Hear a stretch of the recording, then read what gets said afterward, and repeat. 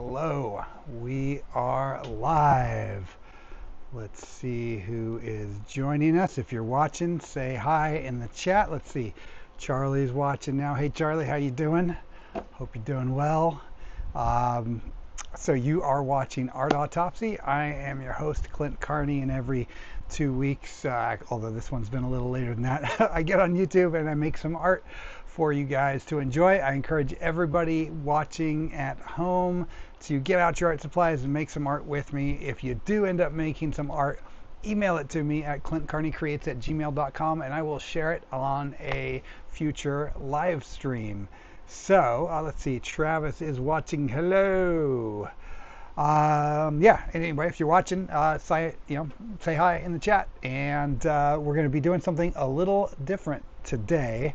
Today, instead of the normal oil painting that I've been doing on these broadcasts, I am going to be doing some sculpting. In fact, I'm going to be making a brand new mask.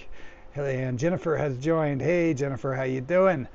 So, behind me are a few Halloween masks that I have made.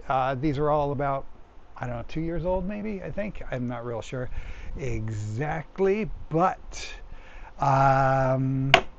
we're going to do a brand new mask today. So before I get too far into it, I just want to take the time to say thank you to everyone who supports me over on Patreon. So thank you, Jennifer, Tango14, Travis, Anthony, Rachel, Derek, Violet, Elizabeth, Jill, Charlie, Misty, Donna, Necro, Technicon, Stormy Dragon, Sarah, Brian, Susie, and Julie. Appreciate you guys. For those of you interested in finding out more about my Patreon, I do also have a free tier if you just want to be notified about upcoming events that I'm at and so forth. So check it out. The URL is on the website. And then before we get into sculpting, another thing here, just to tell you about some events that are ongoing or coming up. I have a painting on display at the Mystic Museum in Burbank as part of their Wind Monsters Attack show. It's on display now, so check it out. I started that painting in a previous live stream, so if you want to see how it turned out, go check it out. I also have a painting at the AAC Community Gallery in Clayton, North Carolina. It's a pickle-themed painting, so check that out if you're in North Carolina. And then coming up on July 18th is another Hyena Horror Market, and I'll be there with my art and music stuff, and hopefully I will have in print my first novel that I will be signing there, and I'll of course have masks as well, and with any luck the mask that I start today will be finished and on display at that Hyena Horror Market. It is a free event. It's in North Hollywood. It's put on by the good folks at Hyena Gallery. So yeah, come on out. It's always a good time. And yeah, let me switch over here so you can see kind of what we're working with. So this clearly does not look like much right now. Let's see. Oh, just checking in on the chat. Charlie says, I'm good being in New York. I'm very sick of all sports right now. Oh, is there some sporting event going on? I don't know. I'm very behind on that sort of thing, but I can imagine. Okay. Anyway, this right here is just a sculpting form. It's like human form, and I'm going to be using a type of clay called monster clay, which you can see that's what the box looks like. This is medium monster clay, which means that it's not too soft, not too hard. It's kind of like the Goldilocks zone of clay. This is a wax-based clay, so when it gets cold, it gets more firm, and when it gets hot, it gets easier to push around. So I will also be using my heat gun today as I work on this mask, just to heat this up and get things going. The cool stuff about monster clay, or one of the things I like about it, it's not the cheapest clay in the world, but it is reusable. So the remnants left over on this head form here are from another mask that I had sculpted before, and I just scraped off the detail stuff, but I'm going to be loading it up with clay to start with, so I didn't bother taking it all off because I would just be putting a lot of it right back on. But yeah, that's what's really cool about this stuff. You can sculpt your mask, and then after you mold it and have a mold of it, then you can just rip out part your sculpture and reuse the clay. So that's one reason I like it a lot. I kind of go back and forth between working with monster clay or working with wed clay, which is like a water-based clay.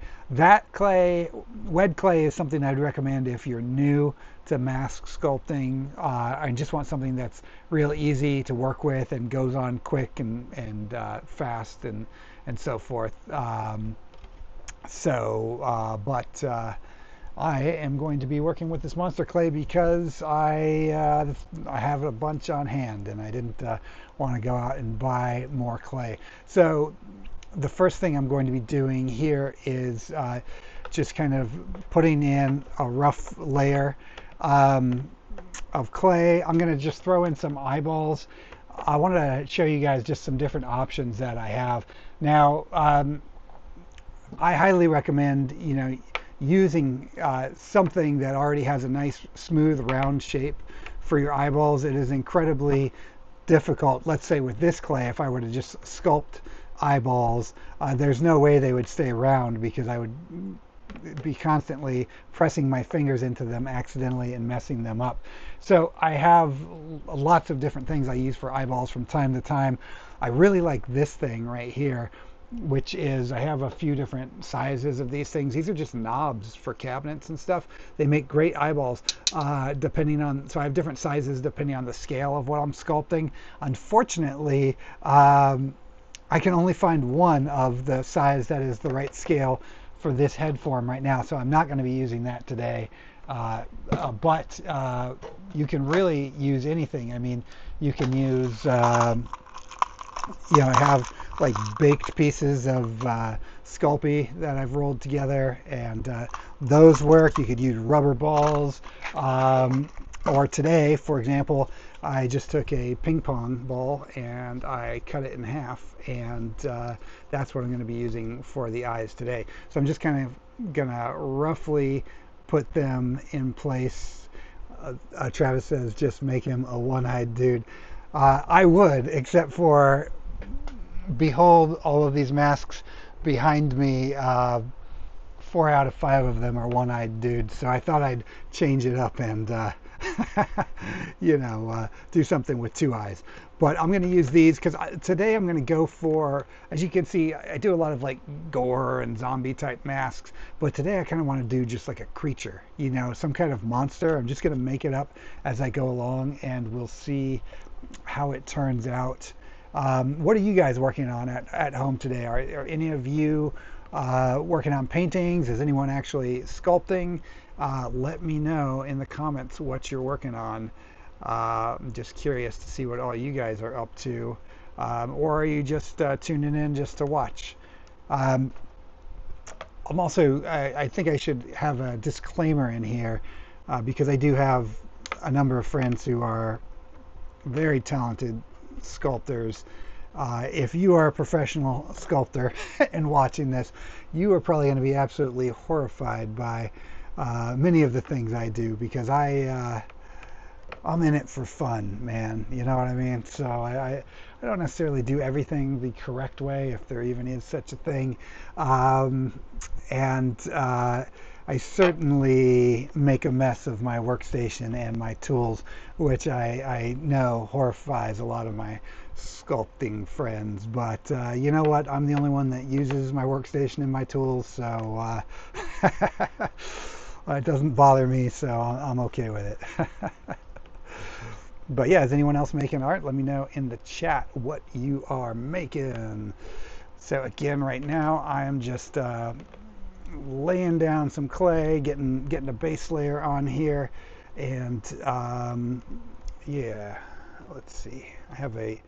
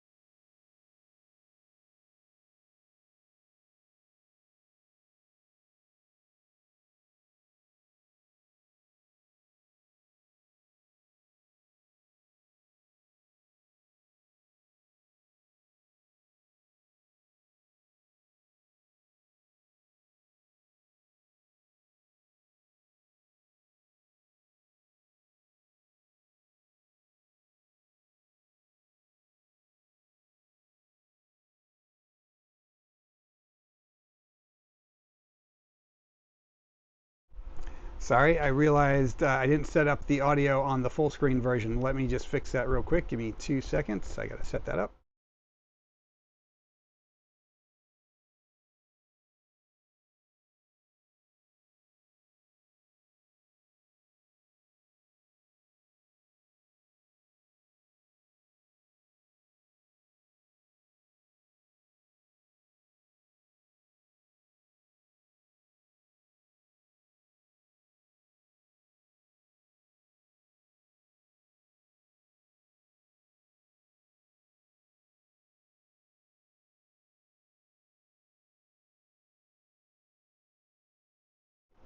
Hey guys, let me know. Could you hear me when I went back into full screen mode that last time, or was the audio still out? Let me know. Always technical difficulties every time we start out here. Um,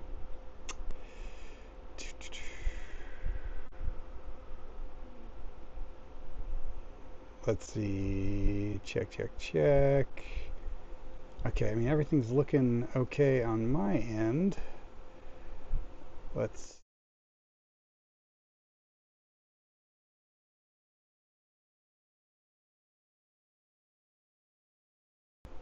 Okay, how about now?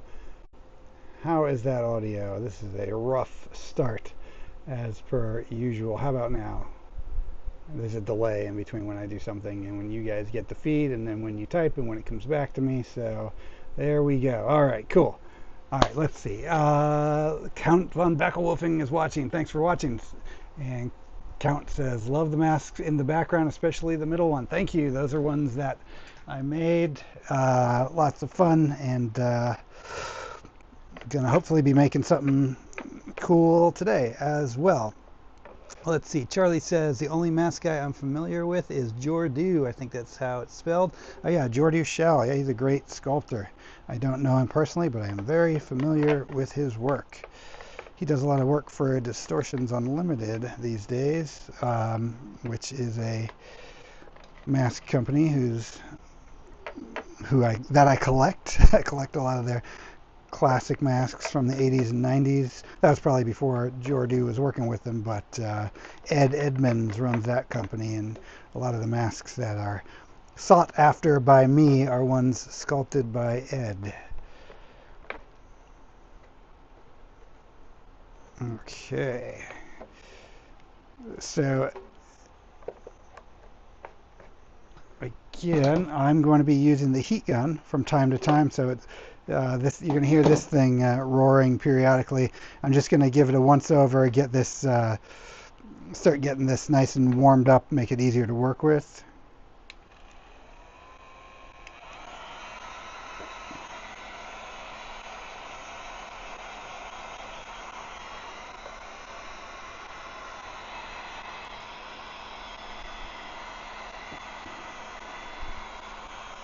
If you don't have a heat gun and you want to work with this stuff, a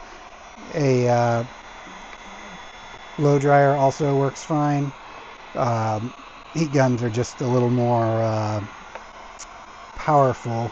They will also burn the crap out of you if you are not careful. So you got to make sure to be safe when you're working with those things.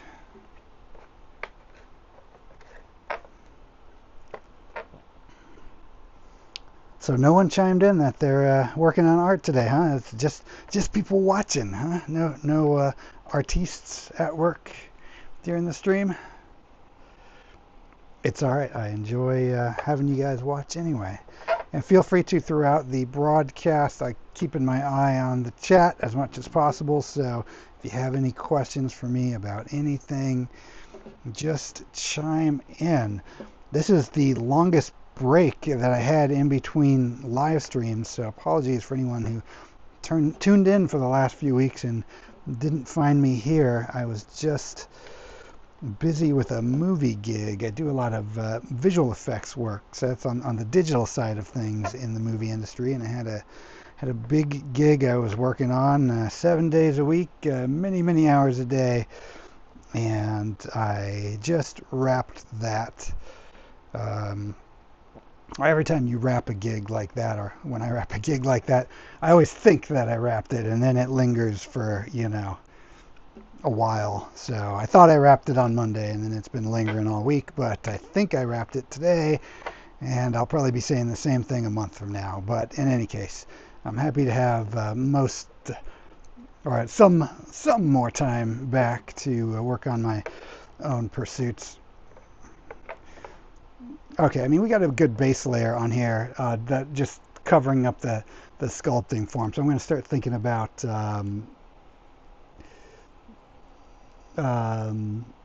let's see. Travis says I'm coding as if that counts as art, or if coding counts as art. It can. It can. It depends on the individual, I guess. Depends on how you want to look at it. So I'm just going to start putting in some shapes. I like to make these little worms and just kind of block out some basic shapes. Now, for those of you who have tuned in before to the show to watch me paint, you're probably very familiar with the fact that my paintings will look like hell until they don't. There's always when you start or when I start a piece, I'm not one of those guys that just where it looks amazing right from the get-go. But what I lack in the ability to do that, I make up for in persistence. So there's going to be a long period of time where this mask is going to look pretty goofy. But I'm going to keep working it. And just like the paintings, even when working on a sculpture, my motto is always keep working it until you don't hate it anymore. And so it's going to go through an awkward period while we're still fleshing it out. And to be perfectly honest, I don't know what this mask is going to be even right now, other than that I want to do some kind of a monster. I'm not sure what kind. Beyond that, I just personally, just like with my paintings, I often love the process of just exploring as I go and figuring it out on the fly. I mean, if you aren't that kind of person, you can certainly plan things out. You could draw it at first, you can get photo references, and that can be very helpful too. But I'll do that from time to time, but not today. Today we're just making this up. And because we use the ping pong balls for the eyes, which are obviously larger than human eyes, I really want to build up the face around it so they feel like they are, in fact, appropriate for this. And this is just a half mask form, and turn it on its side right there. So this by itself isn't going to fit all the way around your head when you're done. So like with a mask form like this, what I'll do with the masks is I'll like sew a wig onto it, or attach a hood to it, or it could even be an elastic strap that goes around it. Any of those things work depending on what kind of character you're making. All of this clay right now is just this is the remnants from the last mask that was on this form that I just carved off of it. But I have 2 big tubs of monster clay, so if all of this doesn't get me where I want to go, I can certainly dig into more. This clay too, it's pretty rigid at first, but that's why I use the heat gun, or even just the more you work it with your hands, it will heat up and get more pliable, more malleable as you go. So that's why you just see me squishing it back and forth. If it looks like I'm just playing with the clay, really what I'm trying to do is warm it up so that I can get it into a workable shape.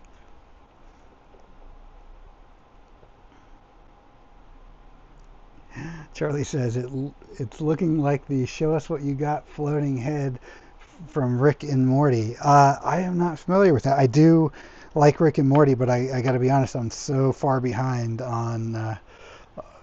I haven't watched it in years, and I certainly have not seen every episode, so I'm not familiar with that one. But I do love me some Rick and Morty. Count von Bockelwolfing says the brow from Dick Tracy. Yeah, certainly. I mean, right now this is all. It's not again, this is early stages. I'm just getting shapes in. These will all be smoothed out and smushed together. But it's pretty helpful just to build out your shapes with these little worms of clay. It kind of gets you going fast. It's easier to get some basic shapes built up, and then once you have an overall shape, you can start getting rid of these, the clay wormies, smooth it out. One thing I think I want to do with this too, this head form isn't necessarily the best for this, but I'm going to do it anyway against my better judgment, is I want to give him like a big, gaping, screaming mouth, which means I'm going to have to build it out down from there. So I'm going to carve away a little bit at the mouth and just see. Yeah, okay, so the form is pretty much, there's no depth to it at all. It's like right there on the surface. So we're going to have to do some optical illusion stuff here to make it feel like it has a sense of depth, but that's all right. Still early stages. And I don't know how far we're going to get with this today, but I'm hoping to put a big dent in it. Usually for me, a mask takes anywhere from, I would say, 3 sessions at its quickest, all the way up to, I might be working on a mask for 2 months, depending on what I'm doing now. In this case, I'm trying to have this done by the next Hyena Horror Market on July 18th, which doesn't give me a lot of slacking off time. So I'm going to try to make a really nice dent in the work today, and then hopefully, just grind on it for a couple other sessions and see. I don't know if we'll even get to a point where we're getting into detail today, but maybe we will, maybe we won't.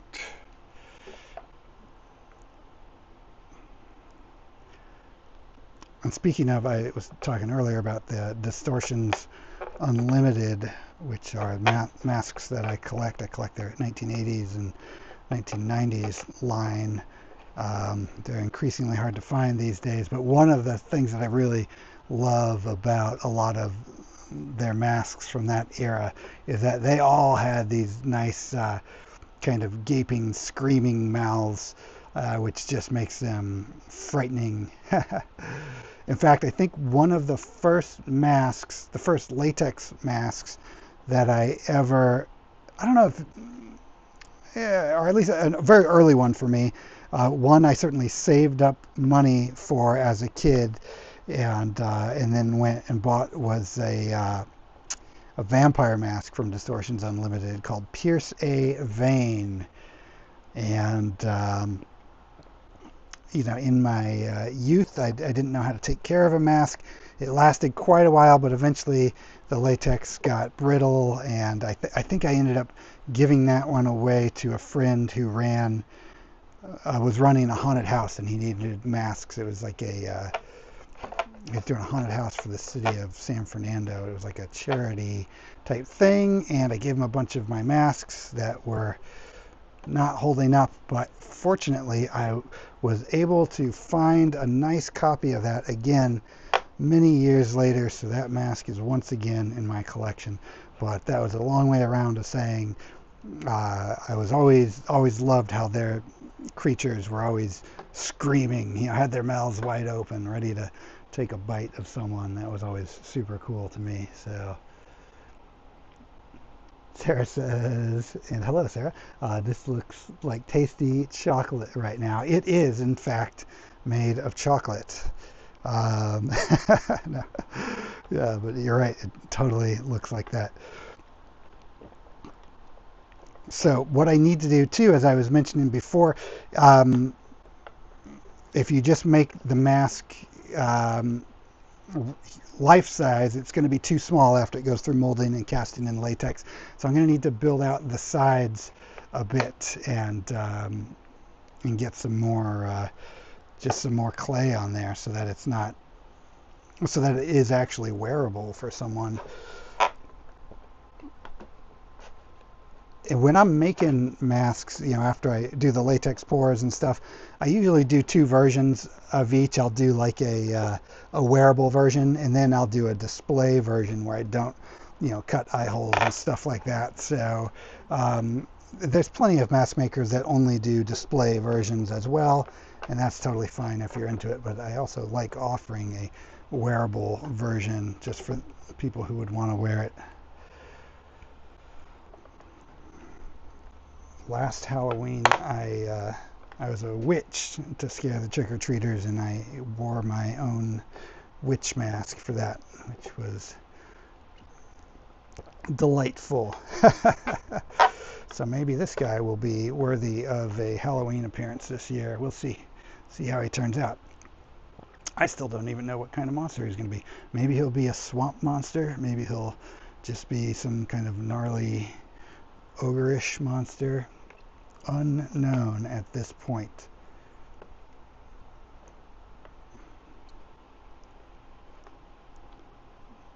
Oh, one thing I forgot, which at some point in time later on in the evening, I'm going to have to pause and run inside my house and grab this. But my big sculpting weakness with masks is ears. I know how to draw ears and stuff, but always the anatomy of them when it comes to sculpting, it always trips me up. But somewhat recently, I found just a really awesome pair of silicone ears that look like they might have been molded from a real person. I don't know what their actual purpose was for, but they're super awesome reference pieces because it is very difficult to stare at my own ears while I'm sculpting. So I like having those out just while I'm sculpting ears because that really helps me get the anatomy correct. Although I suppose on this guy, he might not even be the type of creature that has human-like ears anyway, so maybe I'm overthinking the ear thing right now.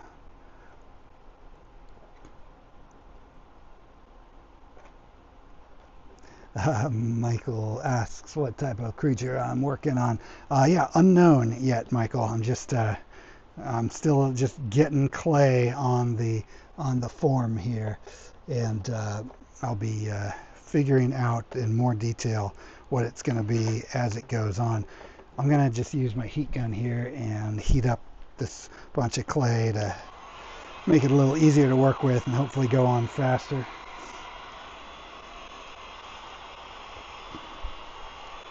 So again, the heat gun gets super hot. You never want to touch the metal part. I've done that more times than I can count, always on accident, of course, and it will immediately give you an extremely gnarly burn, like, in no time at all. So be careful when working with the heat gun.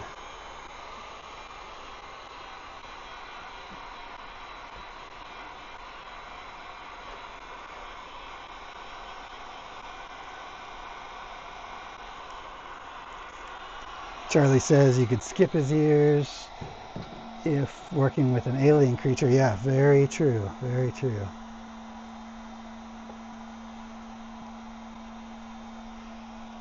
And Michael says, yeah, I like making just the face first and later working on what it's going to be. Yep, that is a good strategy sometimes. I think just with art in general, it's real easy to get hung up on what something is going to be or spending too much time premeditating it, when if you just jump in, you just start pushing clay around, and you'll figure it out as you go.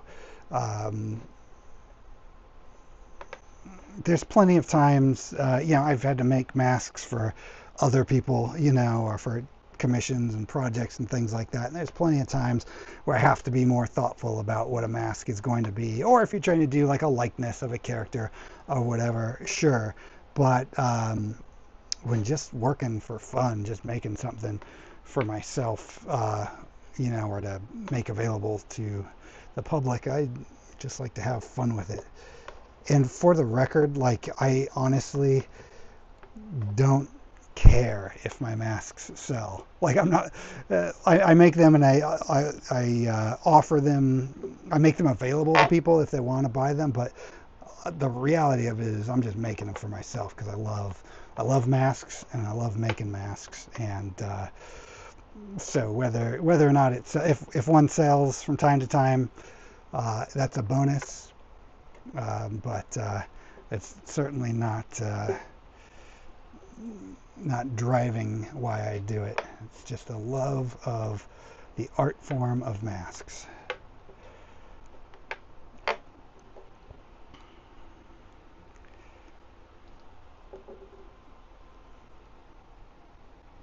Michael, how about you, man? Are you working on any new masks these days? You had one going on during the last live stream, I believe. Did you finish that one up? Or are you still in progress?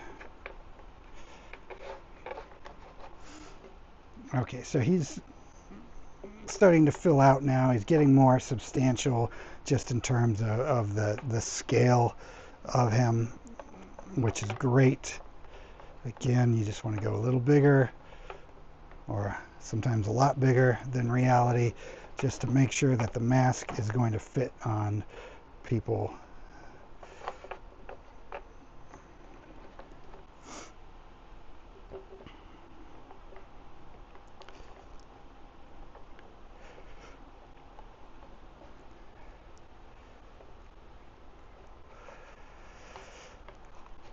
Okay. All right. So this is what the kind of raw bucket of monster clay looks like. So it's pretty hard in there. You can use like a paint scraper to kind of knock it out, but it certainly helps to heat it up inside the bucket here, just to get out more clay. That'll just help you pull it out faster. So you're going to see me go to this heat gun all through the night.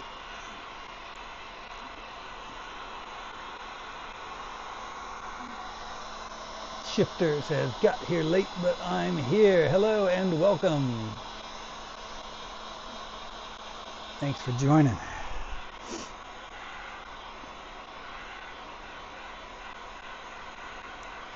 Just heating up some monster clay. This is good television here. Me just pointing a heat gun at a box of clay. Super exciting stuff.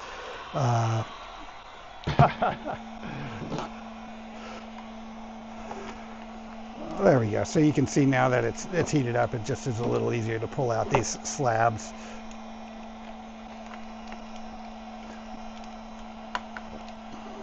Not super easy.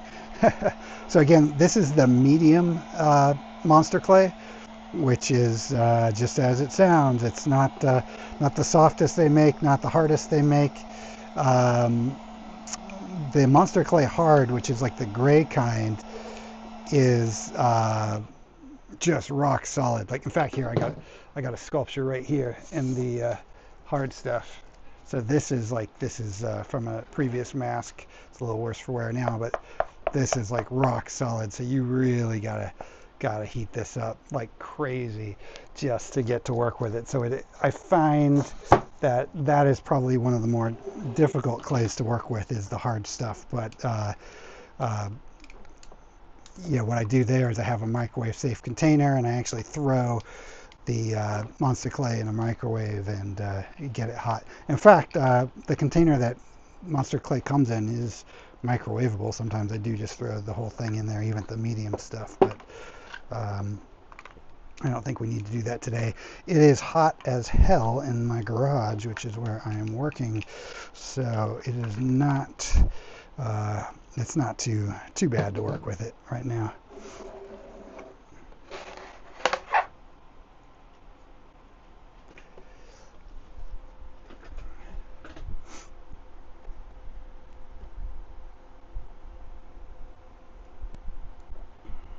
switch back over to the dual view for a second while I'm sitting down here. Let's see.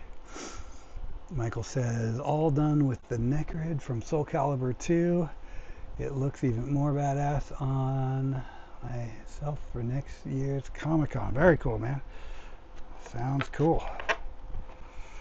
Send me a picture of it if you want, and I'll share it with everyone on the next stream if you want to show it off, or unless you're keeping it in reserve for the Comic-Con reveal.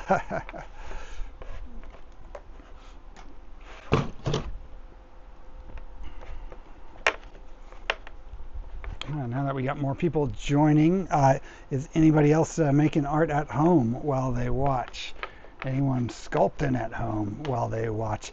And if this is your first time tuning in to the live stream, this is a bi-weekly live stream thing that I do where I just encourage everyone watching at home to get out your art supplies and make some art with me. It's a good excuse just to, if you need an excuse to make art on the regular, know that I'll always be here for you every 2 weeks making art, and you can tune in and just watch me create, or you can also make stuff right along with me, whatever you like to do. We get a lot of cool people popping in from time to time, like you fine folks, people making art in the stream, and I've had we've gotten viewer submissions from painters and sculptors and mixed media people and people who draw and all kinds of fun stuff, even like some felt work. So whatever your art form of choice is, you now have my permission to make art every 2 weeks, as if you needed it. You don't, but just in case you were looking for an excuse, tune in here and make art with me and chat with all the cool folks that join in the stream.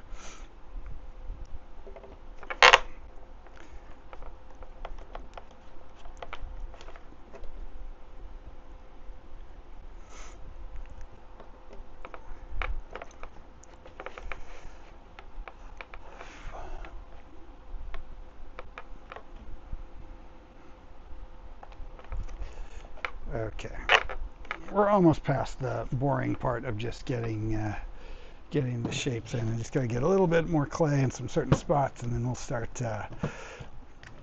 making it look like something, you know. Not sure what that something will be, but it will look like something.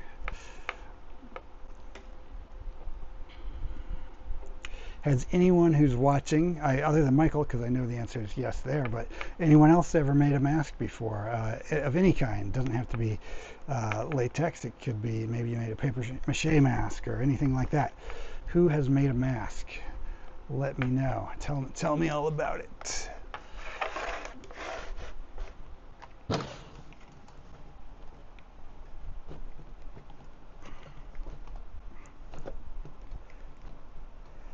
I started making masks when I was, I probably made my first mask maybe when I was, I don't know, 11 or 12, something like that.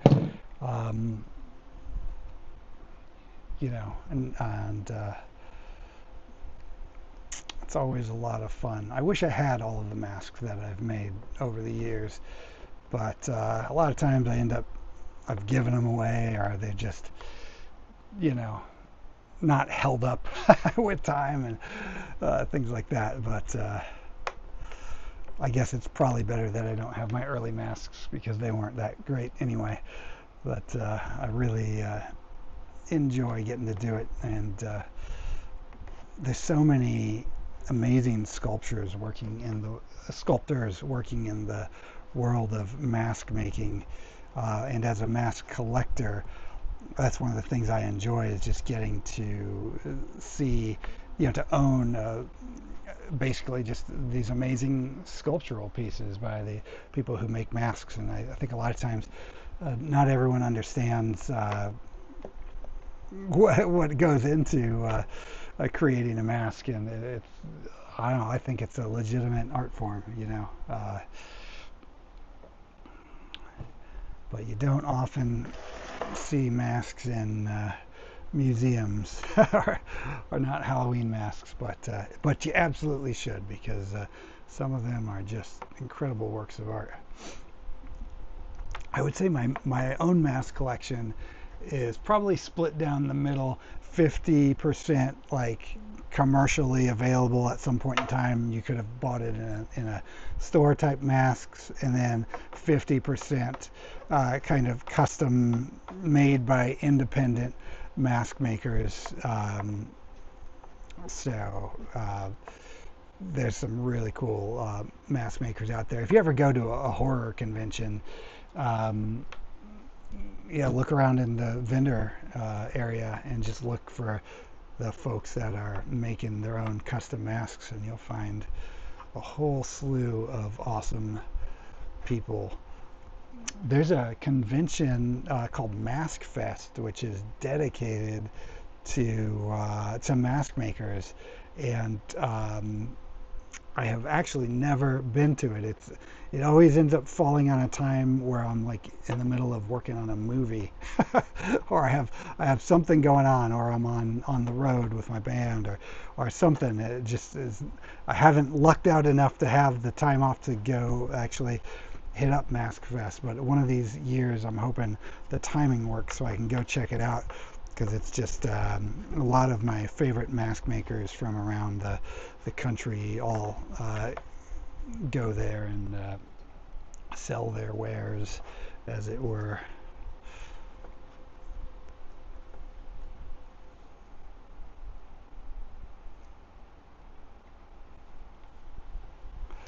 Charlie says, I love the mask episode of Twilight Zone. Remind me of that episode. I'm sure I've seen it, because I'm pretty sure I've seen every episode of Twilight Zone. But tell me about the mask episode. What happened in it there, so I can be reminded.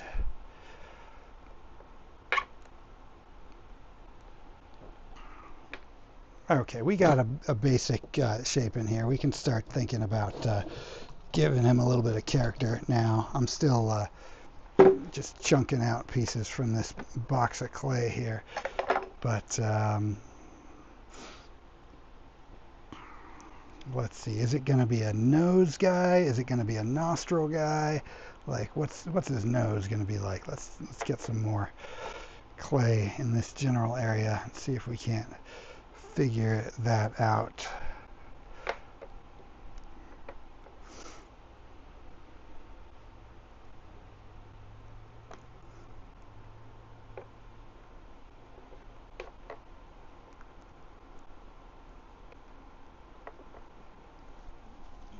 Let's see.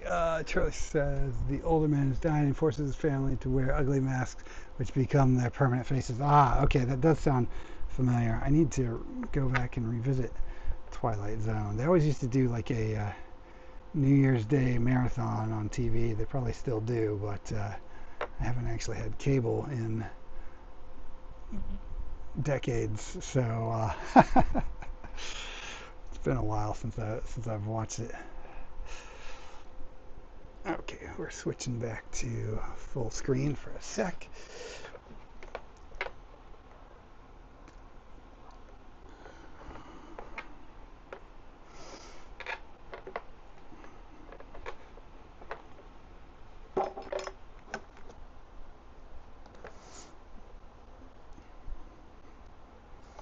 And I appreciate you guys who tuned in week after week for being willing to watch me do a different art form, since this live stream is historically up till now just been me painting.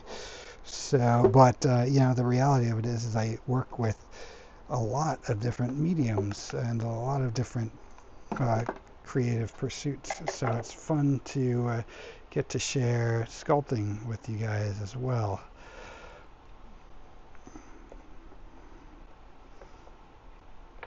Okay, I'm going to start making this look pretty inhuman now. Not that it's been very human-y before, but we're going to start giving it some weird shapes. See if we can't start pulling some personality out of this.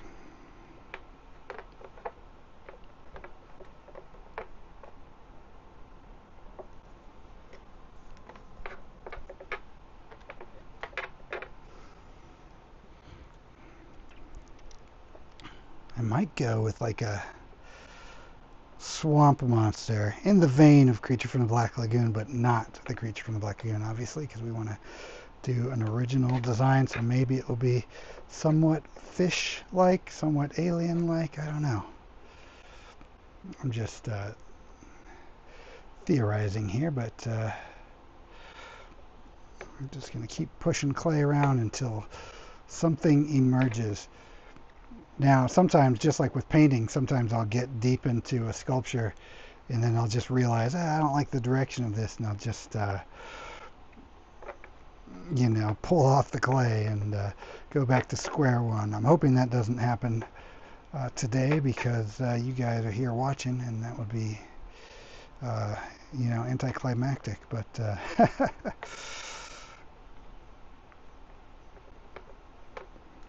now, if you're interested in sculpting but you don't necessarily have a lot of equipment or a sculpting form like this that I'm working on, that's okay. You can still, there's a lot of ways you can do it.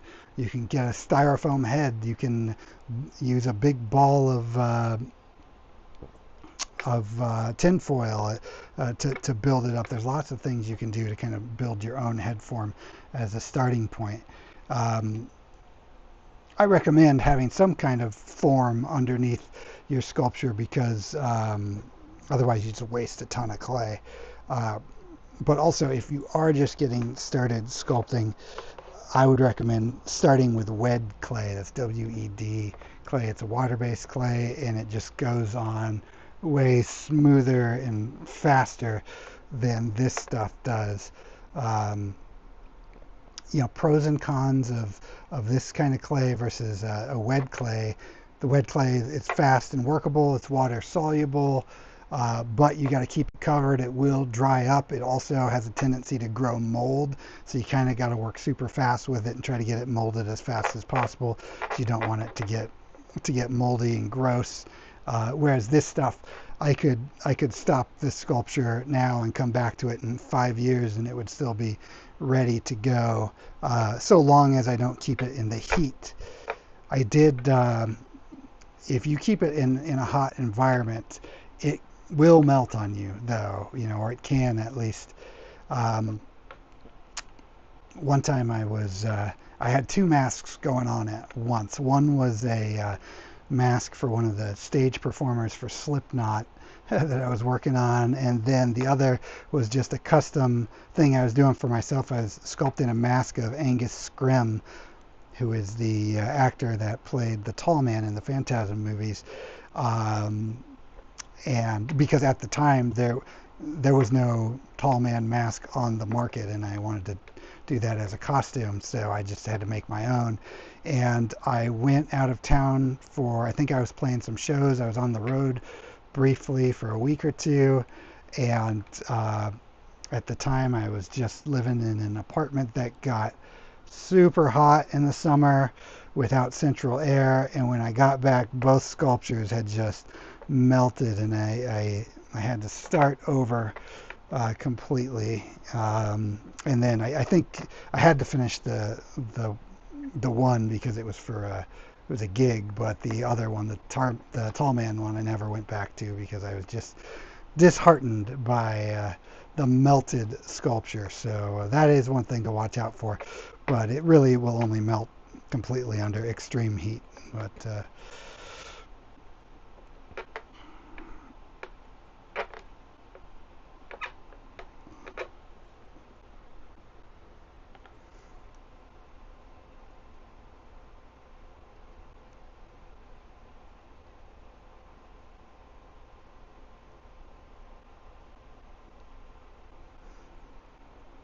Michael says, hey, make anything that emerges never stray from the way. Indeed, indeed.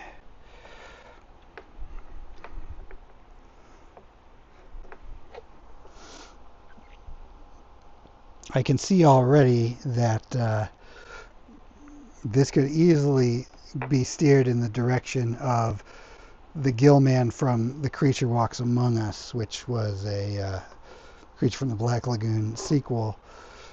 of a lower caliber, but still a fun one.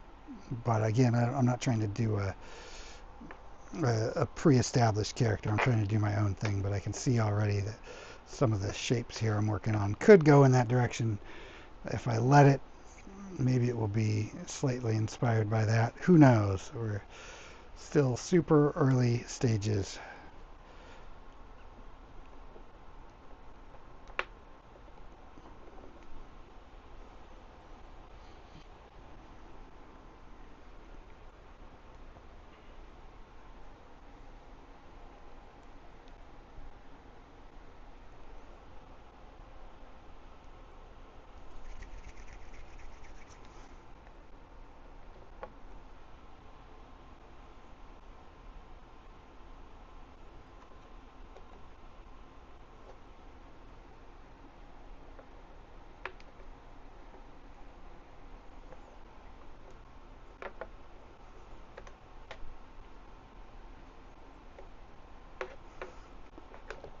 This stage right now is, kind of smoothing out what's there, getting some shapes in, just establishing a form. And once I have the form of it built in, I'll know a little more about what it's going to become. And then I can start getting into details. But we are a long, long way from details. But if by the end of the evening's worth of sculpting, if it just has a form where I can look at it and understand what the creature is going to be, I'll be pretty happy with that.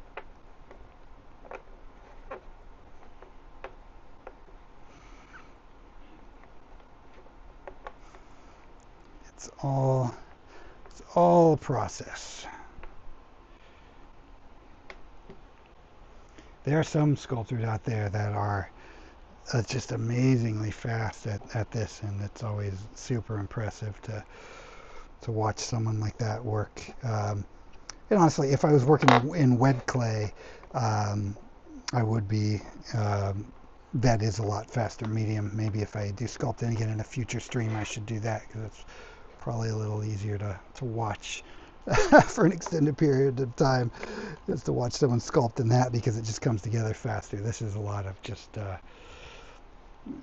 the meditative process of one little glob of clay at a time and just continuing to smooth it on and push it around.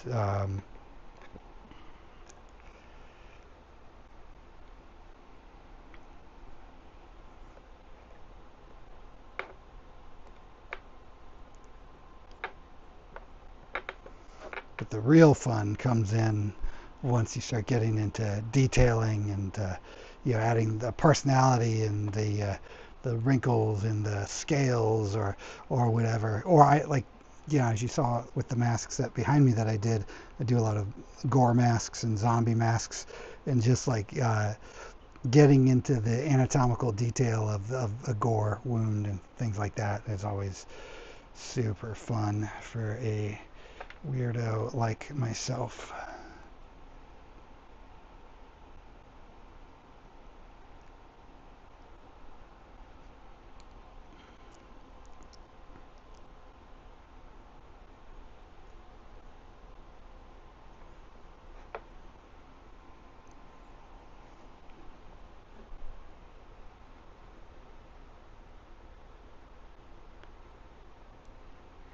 In an ideal world, I would love it if, when this mask is done, if it just doesn't look like any creature you've ever seen before, if it just feels wholly original, that would be amazing. That's always the goal, right? Is to do something no one has seen before.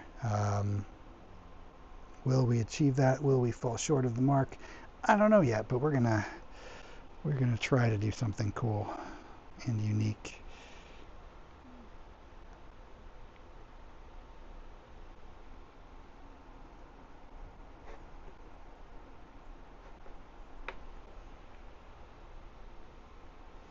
And if it ends up being scary too, then that is a bonus.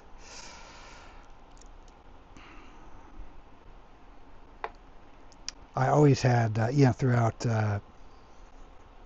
junior high school and so forth. I always had my bedroom always had masks in it. You know, just covered in, you know, masks on the shelves and on the walls and things like that. And I would always have friends who would come over as a kid and comment often, you know, how do you sleep in a room like this with everything staring at you, which is funny, you know, just the way people perceive things. I never thought of any of that as scary. I mean, I know that's the intention of like horror in general or whatever, but I always looked at the monsters as friends, you know.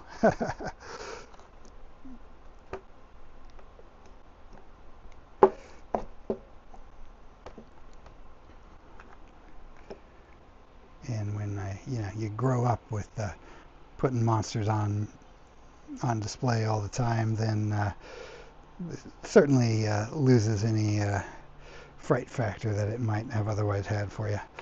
But I guess if yeah, for those people who aren't inclined to love monsters as much, I suppose I can understand why some people might find it difficult to sleep in a room with creatures staring back at you.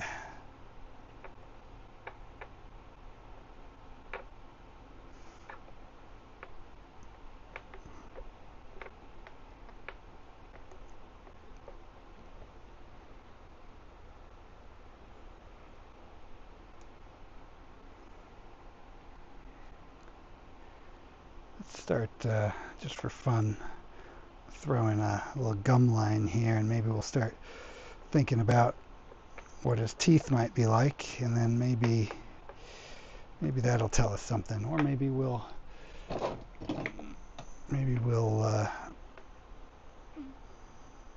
not stick with the teeth. We'll see. But for right now, I'm gonna throw in some teeth. So I'm just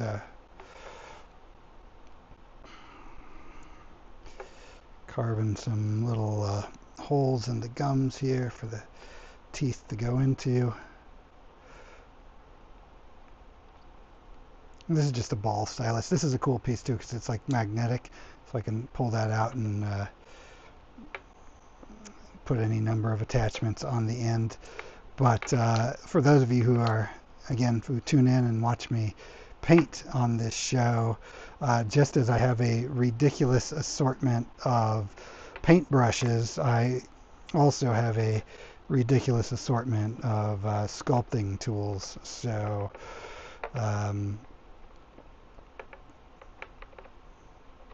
but this one is good. It's a big ball stylus for just getting in some quick details and things like that. It's pretty good.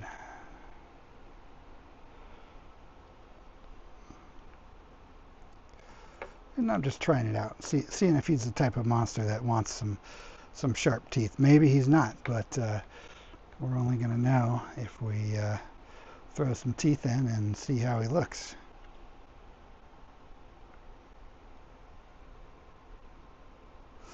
Also, it might be too premature in this sculpture to add teeth, but it's a very experimental phase here anyway, where I'm just still trying to determine what this guy is gonna be.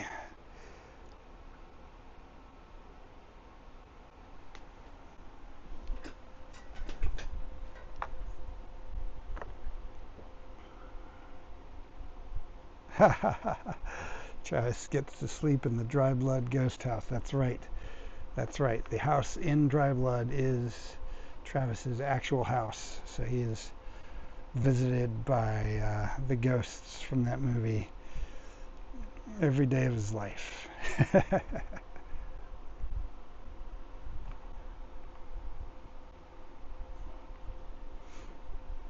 It's actually kind of nice having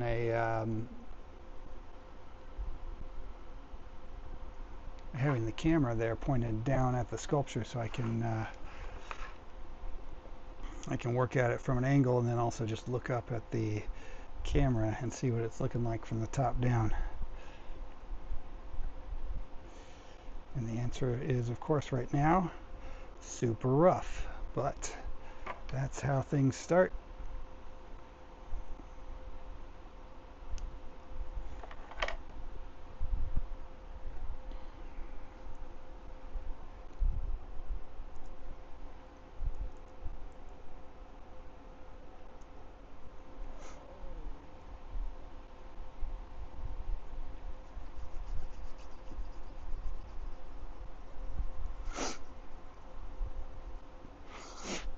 Oh, Jennifer has joined. Hello, Jennifer. Jennifer says, I still get questions like that. My sister-in-law visited recently and was looking around. She gestured around the room and asked why. And I'm sorry to say that that's mostly my fault, right, Jennifer? Jennifer, I'm curious though, actually, do you have any other masks in your collection other than my stuff? What else do you have, or any other sculptural type pieces like that, or is it just my work? I'm very curious.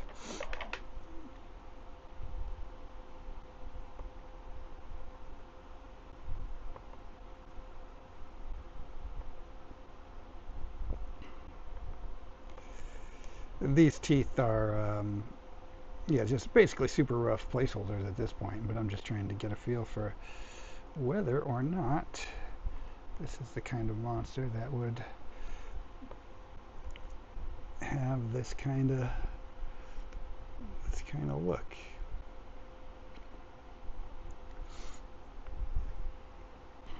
Maybe yes, maybe no. Let's go ahead and give him some nostrils here.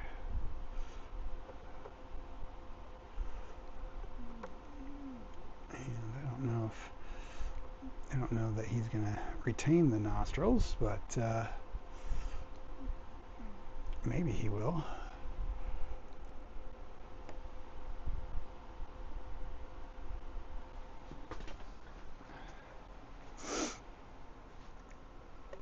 I gotta grab a tissue. I am getting snotty.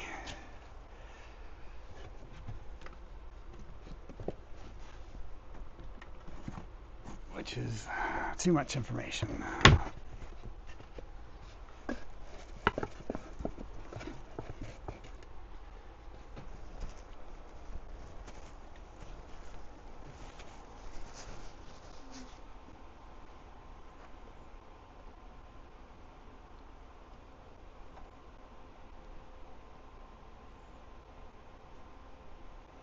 Ah, cool.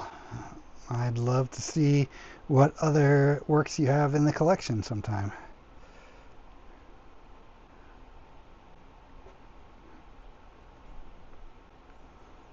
Jennifer has been her and her husband Charlie have been great supporters of my art over the years, and they have a very, very wonderful, robust collection of my work, which always makes me happy. I love it when a piece of art goes to someone awesome.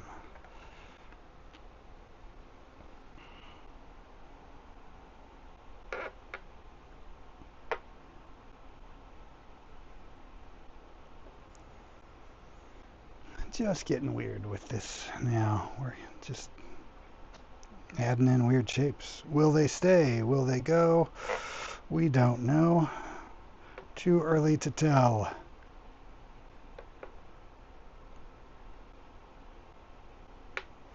I'm also a sucker for bad creature suit movies of the 1950s and 60s, and I also wouldn't be heartbroken if this ended up looking like a 1950s monster.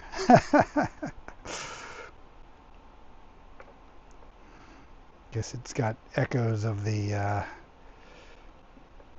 monster of Pedros Blancos, or the what is that, sun god monster? Full name of the film I'm blanking on.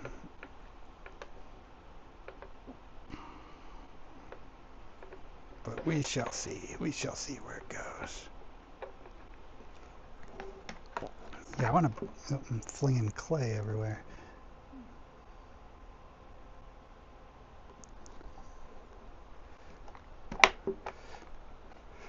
I want to build out this lower jaw more so we can really get a nice, vicious scream, or maybe the look of him, getting ready to chomp down on his victim.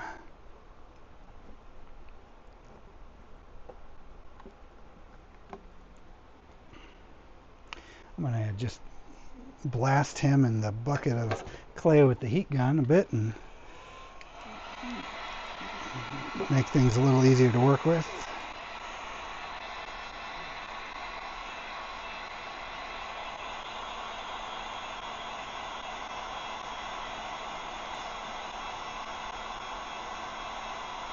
Travis says Lon Chaney Phantom vibes. I can see that with the nostril. Sure. Michael says my favorite horror movie of the 1950s is The Lost Woman. You know, I actually have that and I haven't watched it yet, so I'll have to give it a watch.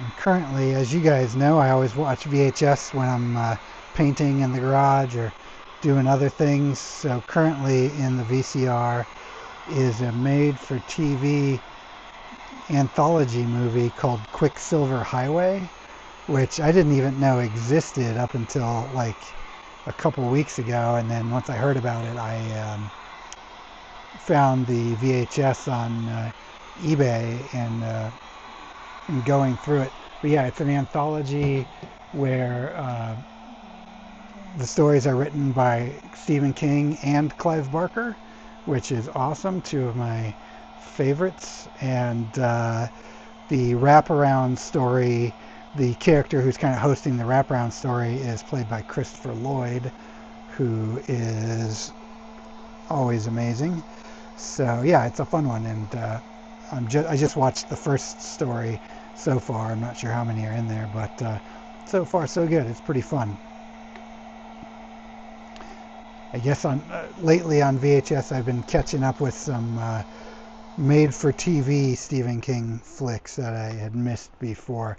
So prior to that, I watched The Golden Years,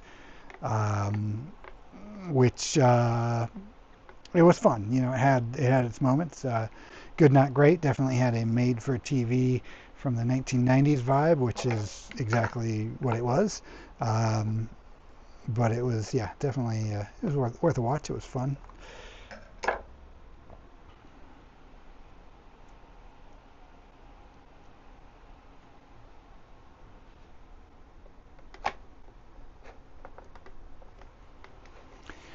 And the thing too, so I built out his jaw, but let me show you the profile real quick. See, I don't want this big thing protruding. I don't want too much of an overhang, so I got to build this up a bit too. You're always thinking when you're working on a sculpture at least that you're planning on molding later.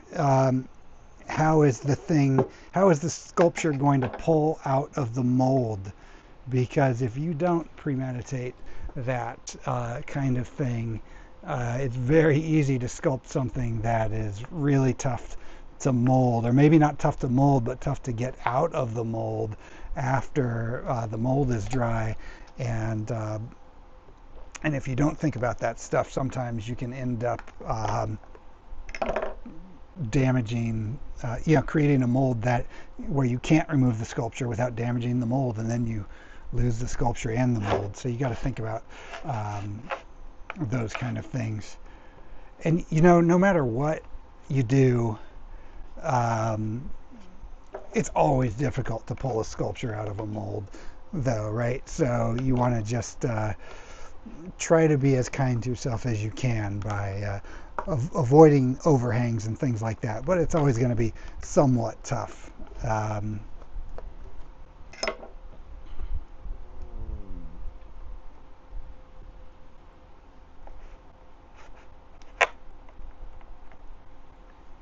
Okay, yeah, now he's getting like a bit of a pointy chin. He's almost having like a fang face feel, which probably is only a reference that mask collectors will get. There's a classic mask called Fang Face. If you Google that, Fang Face mask, you'll see it, and then you'll realize, oh, I've seen that mask before, and then you'll know what I'm talking about. But it has kind of this pointy chin, and then has these big sharp teeth coming out of it. So it is having that kind of a vibe right now. But again, as I go along, I'm going to try to steer it away from anything that we've seen before. Try to make something wholly original and fun.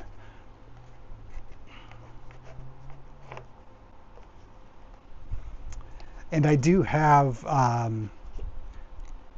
number of different head forms for masks. Um, some of them that are full head forms, that would wrap around. Um, but I figured for sculpting and on the internet here on the live stream, doing this kind of half form factor would be good, because then it could just face the camera directly and make it easier to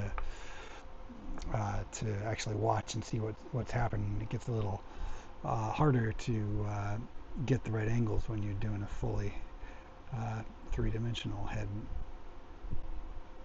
or I'm just overthinking it, which is probably a little of both.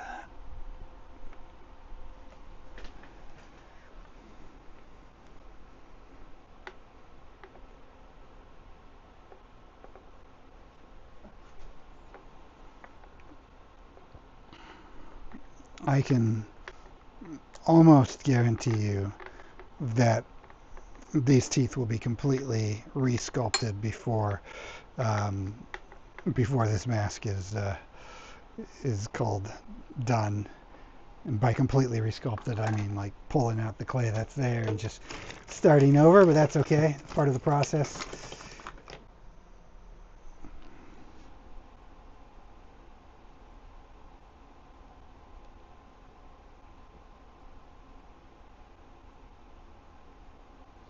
When I first started sculpting, when I was a kid, I didn't have any real sculpting tools.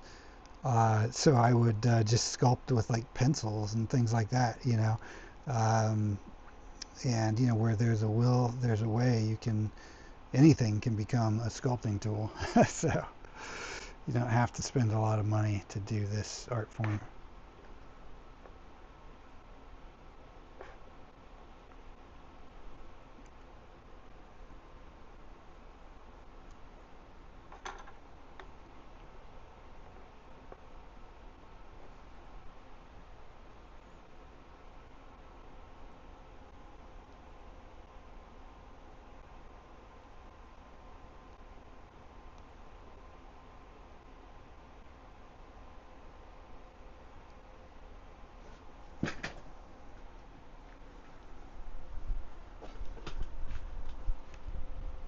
Oh, I'm missing some chat action. I'm just flapping my gums over here, and you guys are talking. Let's see what's happening in the chat.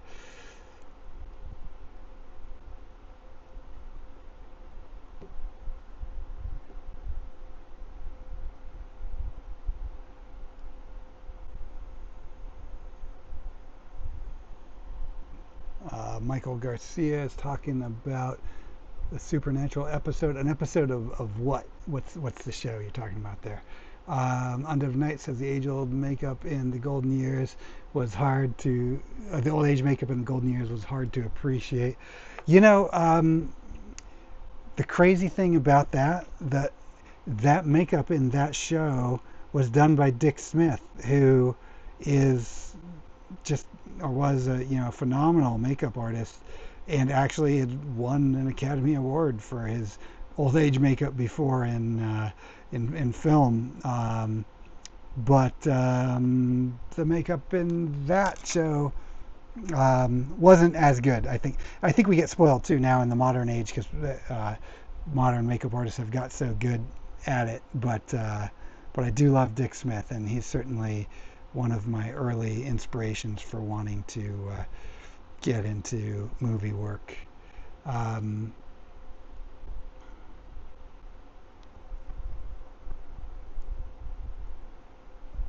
Travis says we watched his Night Flyer recently with Miguel Ferrer.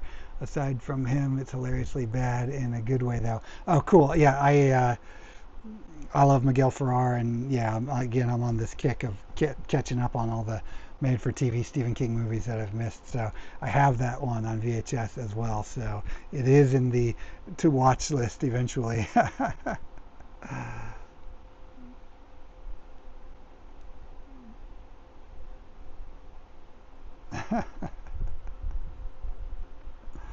Oh, Supernatural is the name of the show. I see. Thank you. Yeah, I haven't watched that one. Well, Travis, I'll give you my full review when I make my way into Night Flyer.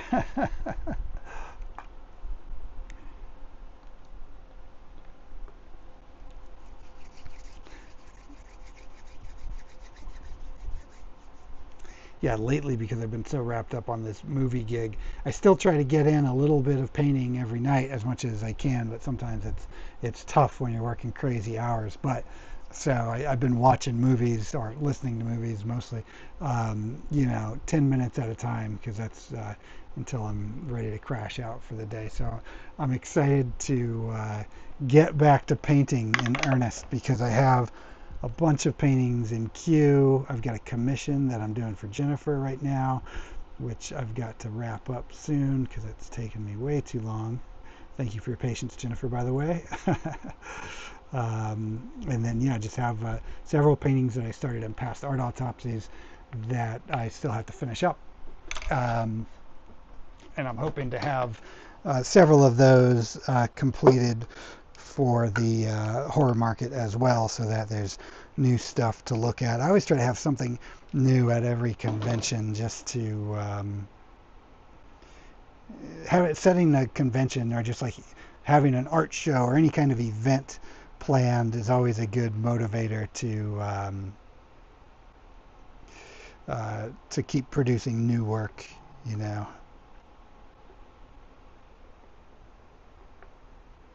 A lot of times at those conventions and stuff, you'll see the same people will come by, and I think if you always have the same thing, then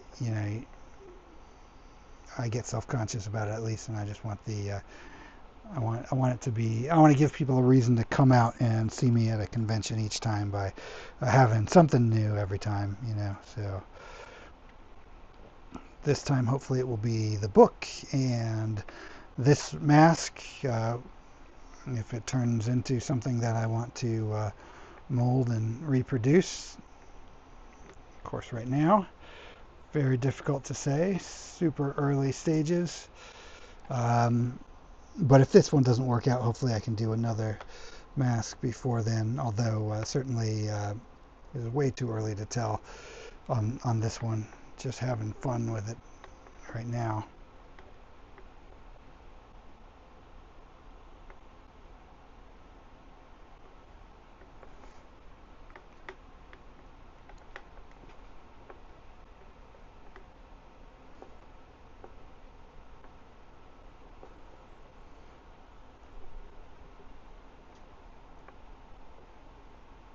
Maybe I'll give him some kind of a bat nose.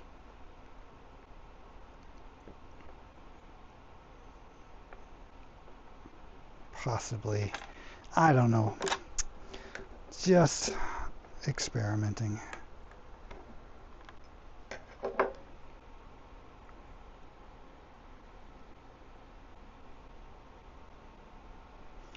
I can safely say, though, that at this point, whatever this mask is going to be, it is not there yet because I'm not in love with the design yet.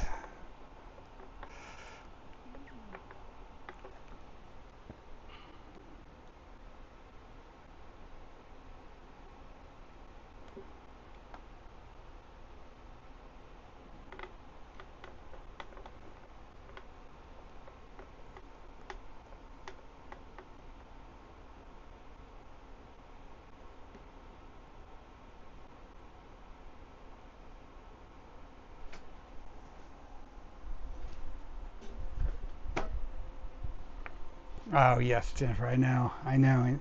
End of May was the goal.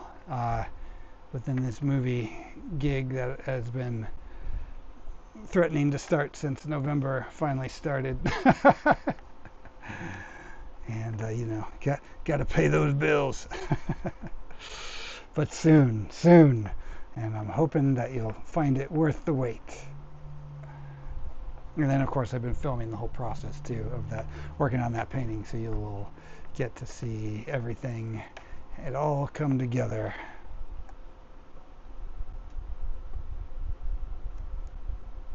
Under the Night says the King Night Flyer short story is a good fun read, but I agree with Travis. The movie is very low budget and not so good. Um, yeah, him probably, I mean, definitely more than any modern author has so many works based on his books and short stories, and especially when it comes to uh, films based on his short stories. If it's really, a truly short story, a lot of times there's not a full feature or a full mini series worth of story there, and so filmmakers take a lot of liberties with that, and a lot of times those works end up being so far removed from the original intent of the story, more often than not for the worst.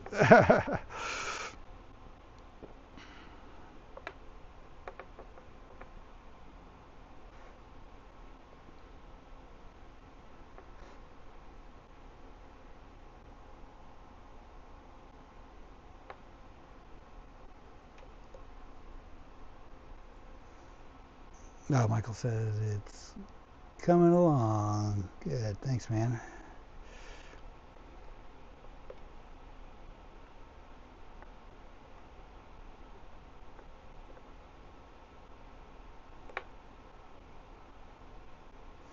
One thing I find helpful too, just like with the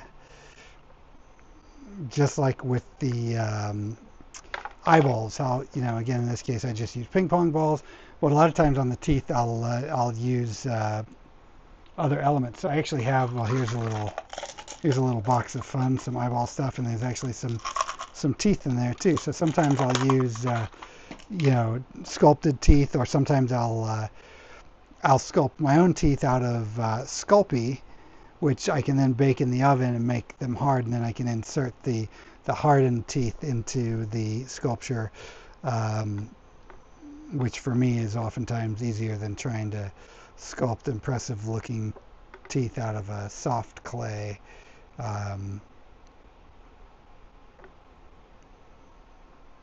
Because, yeah, as you can see, these teeth are pretty rough, but early stages still.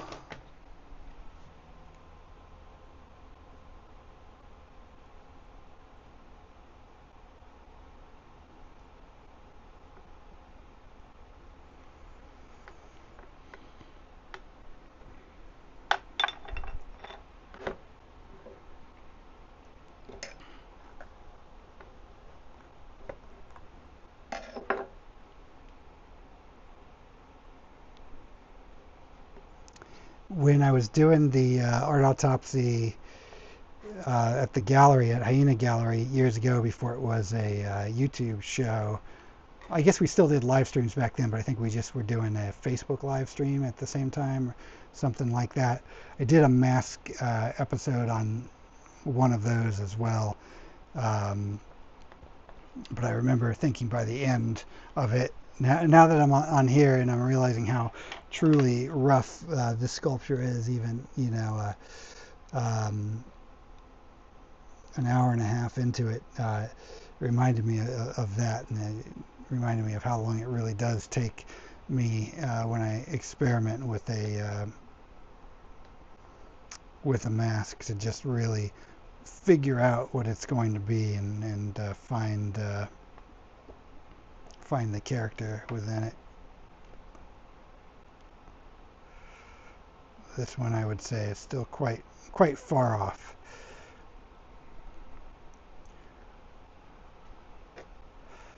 So I may have been overambitious, thinking I was going to get to the defined character by the end of the stream, because honestly, I think we're pretty far from it.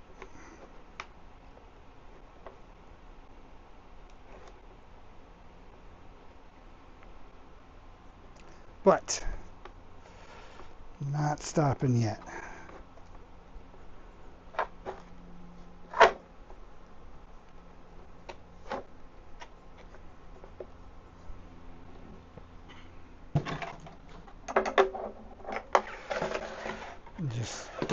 smoothing out some of that detail and starting, or not detail, but smoothing out some of those shapes and rethinking the direction.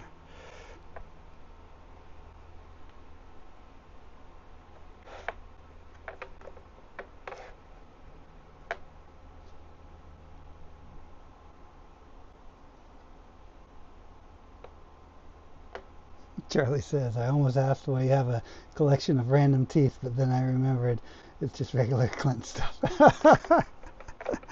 Yeah, I also have a collection of the skulls that go with them. Yeah, no, those particular teeth are acrylic dental teeth, though. For dentists will use them when they're creating dentures for people and things like that. So they are acrylic and not actual real teeth. Although I may or may not have a few real ones, but I wouldn't put them in a mask. But they look like the real thing, so they work great for the acrylic ones for embedding them in. And you can get like a full set of acrylic dental teeth on eBay for, I don't know, $15 or something like that, or at least they used to be. Maybe not anymore now that everything is $1 million, but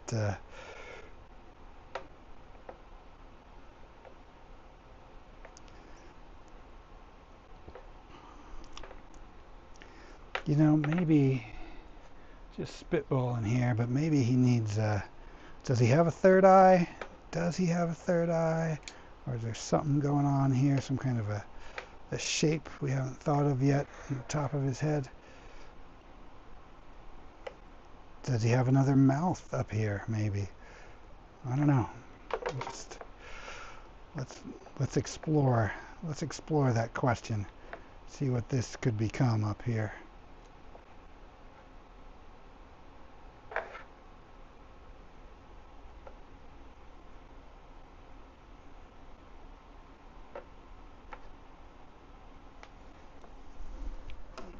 Michael says it looks Banshee-like so far. I can see that. Jennifer says, when you did the video for the worm witch sculpt, was that something you had planned out in advance? No, that one was also just shooting from the hip. Although that one, since it was a YouTube video and not a live stream, had the advantage of time lapse on it. So my experimental phase, went from hours and days condensed into seconds in a time lapse. But yeah, no, I didn't know where that one was going. In fact, all of the masks behind me, I didn't know where any of those were going. I just started sculpting, and something came out of them. And this guy is looking super rough right now. I guarantee you, if I just keep chipping away at it and working it, it will eventually turn into something fun, something that I'll like.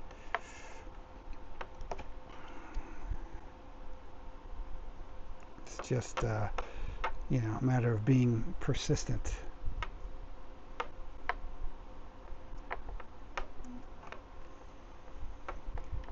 And just like with a painting, there's no mistake that you could make on a sculpture that you can't correct.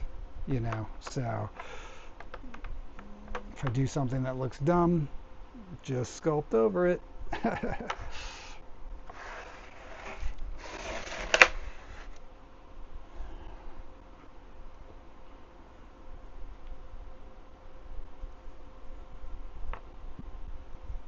Oh, Michael says he uses shells he finds at the beach for teeth. That would be cool.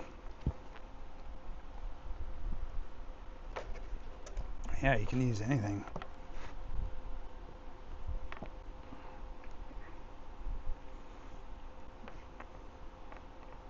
I have a feeling on this guy, because he probably won't end up with human teeth when all is said and done. I will likely end up sculpting the teeth in Sculpey, as I mentioned before, and then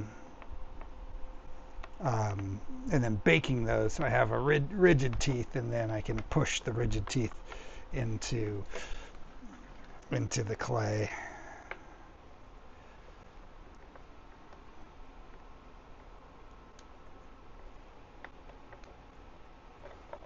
Hey, check this out. Hate those teeth. They're going away. Just like that. And they're gone.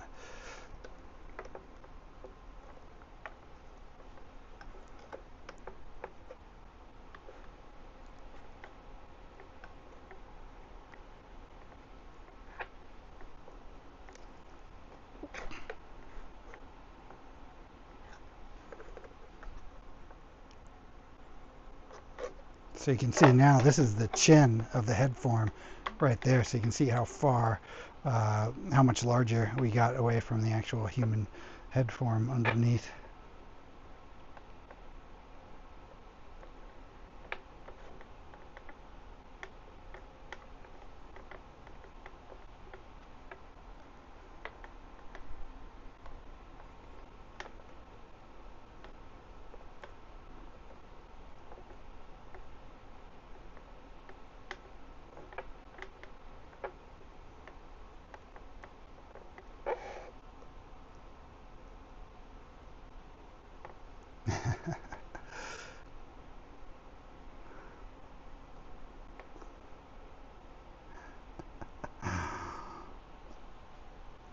Undead Night says so much for the relaxing massage.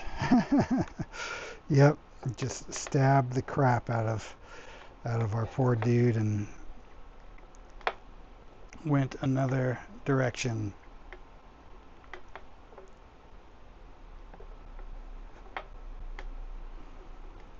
And obviously whatever weird shit I was doing with his nose, this whole area is also not working. Let's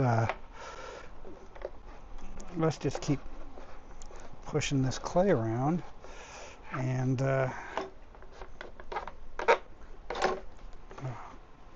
see what we can get that is actually going to be worthwhile.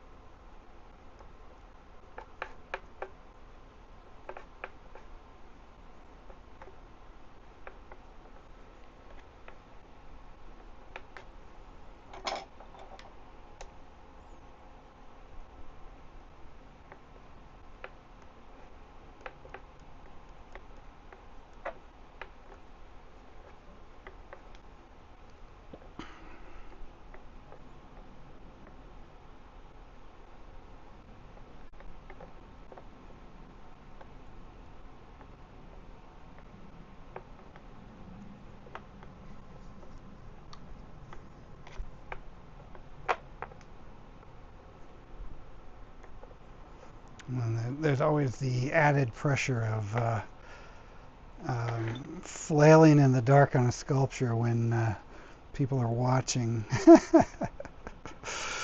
Things always come together faster when you're making art in a vacuum and no one can see how no one can see how the sausage is made, and then it comes together quickly. But then the moment you live stream, it becomes more of an adventure.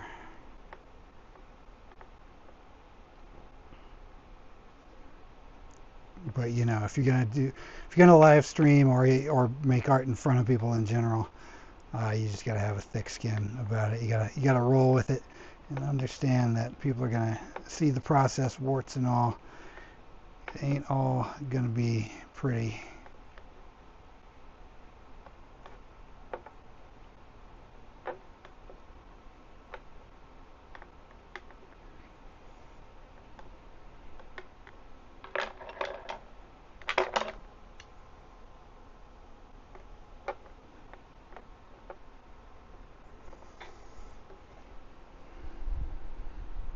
Yeah, I'll say that this sculpture is coming together.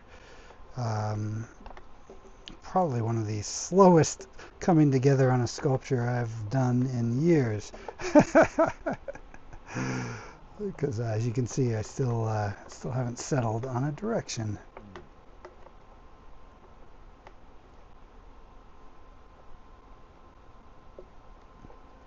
Count von Buckelwolfing asks, do your masks have names? Yes, they do. They do, certainly do. In fact, that question warrants a show and tell. So, this is Skin Slip Skip right here. This is Worm Witch. This is Melton Melvin. This is Gangrene Jean, which is actually the same sculpture, just a different paint job of Skin Slip Skip. And this is Road Rash Rick. So yeah, they all have punny, slightly Garbage Pail Kitty type names. So good question.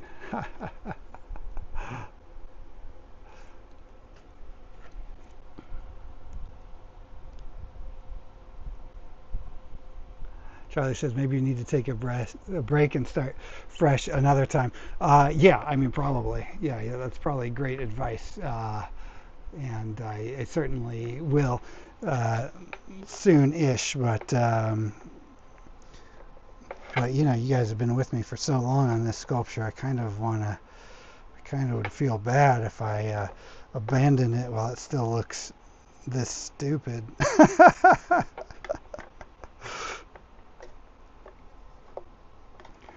But actually, the last few smushes of clay have kind of maybe changing the direction of how I'm seeing it. Maybe it's going to work out. I don't know.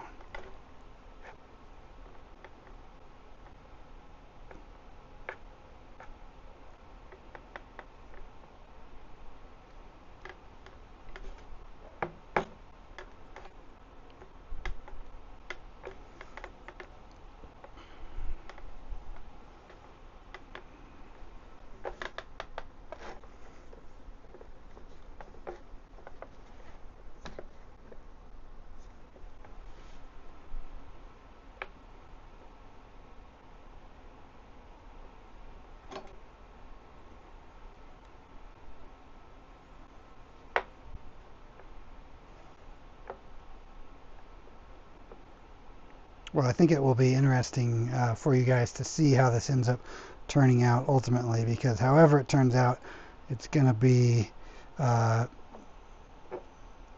different from what you're seeing right now. Ooh, I don't mind those kind of shapes in the mask there. That's kind of fun. Let's see if we carry that through a bit.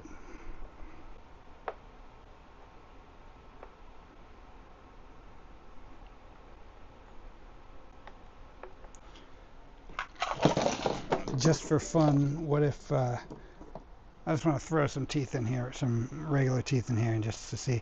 I think these teeth are going to be too small for this sculpture. I'm just curious to pop some in though and just see what that does.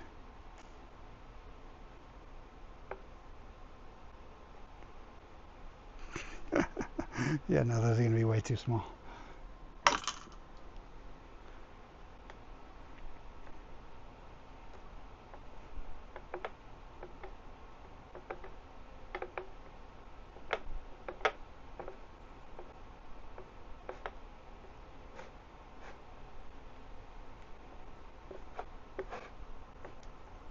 Yeah, all right. These kind of divots are doing something interesting for me.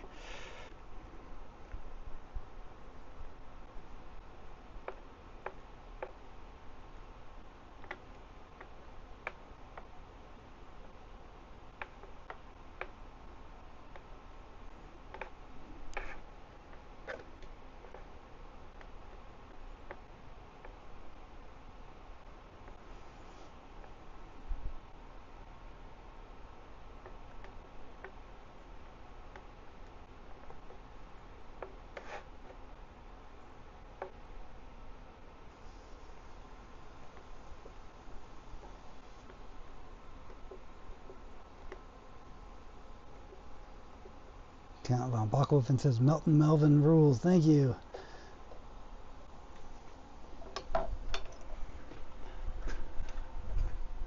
Charlie says maybe you need a LaCroix. Well, today I have Polar Seltzer, which is pretty good.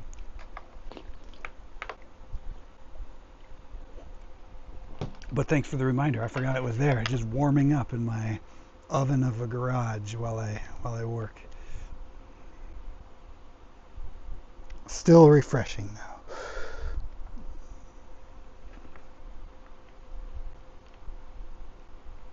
All right, let's play into these little divots a bit here and just see if there's something interesting to discover in there.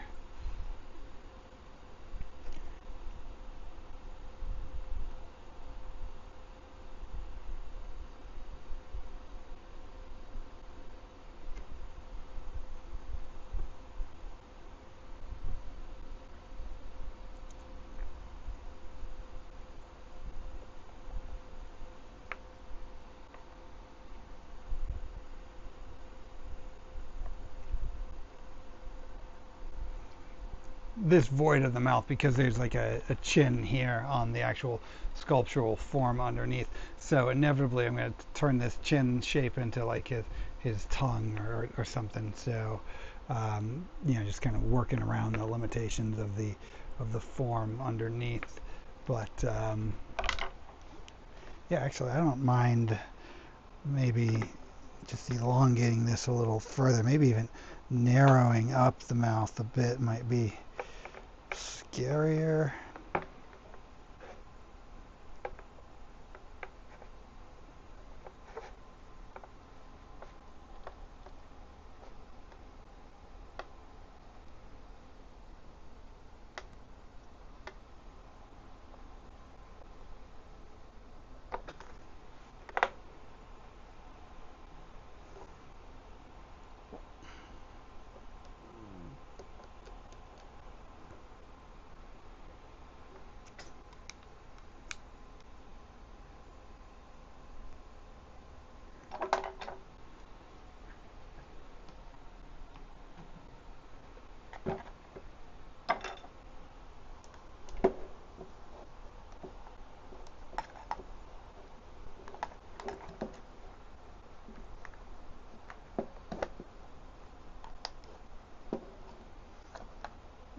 I did install an AC, Jennifer, good memory.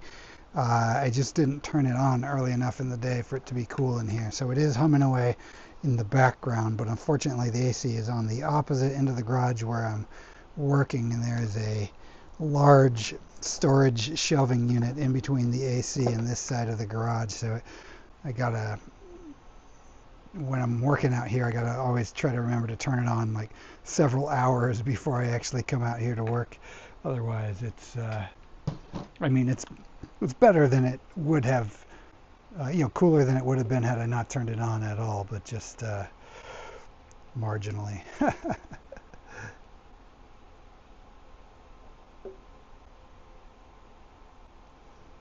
Oh, Charlie tried the Sunshine LaCroix. Yeah, I tried that too.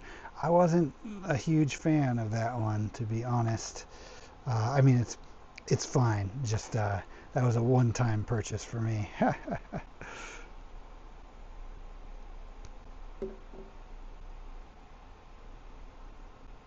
I'm gonna kind of build out his brow here and push these eyes a little further apart, just to make it a little more inhuman.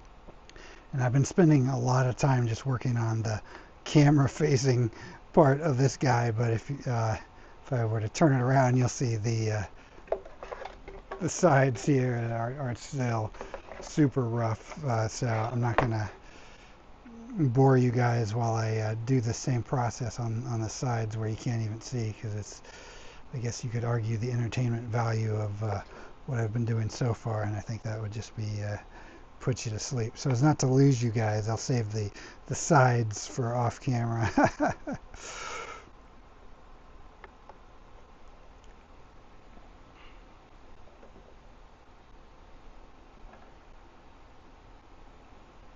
But yeah, I'm kind of already starting to feel a little better about that, about it.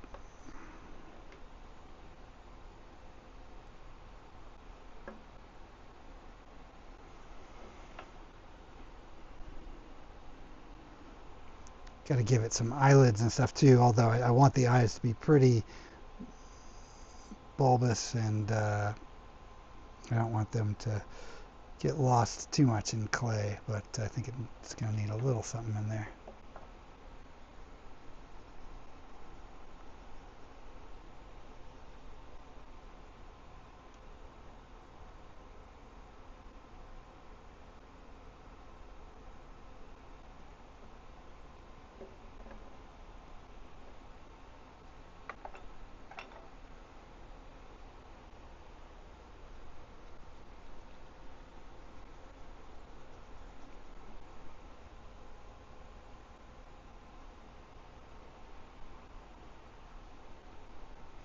Raise your hand if you are regretting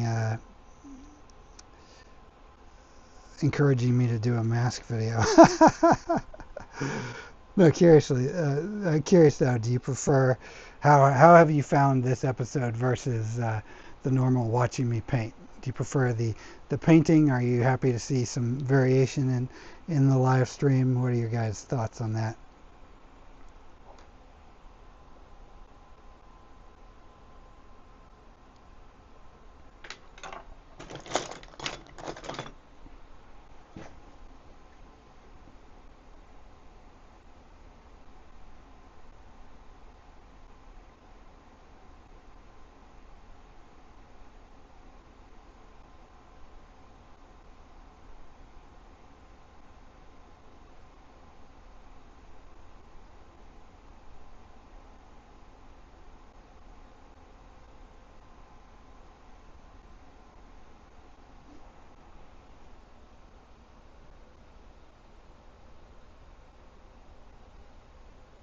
Under the Night says, yeah, starting to develop a personality. Yeah, took long enough, but it's finally starting to shape up into something.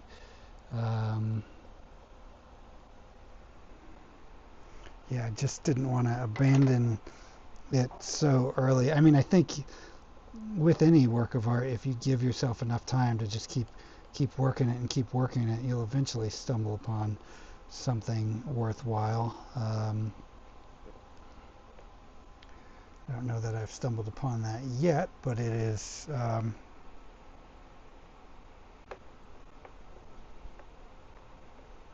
certainly better than it was a half hour ago, if marginally.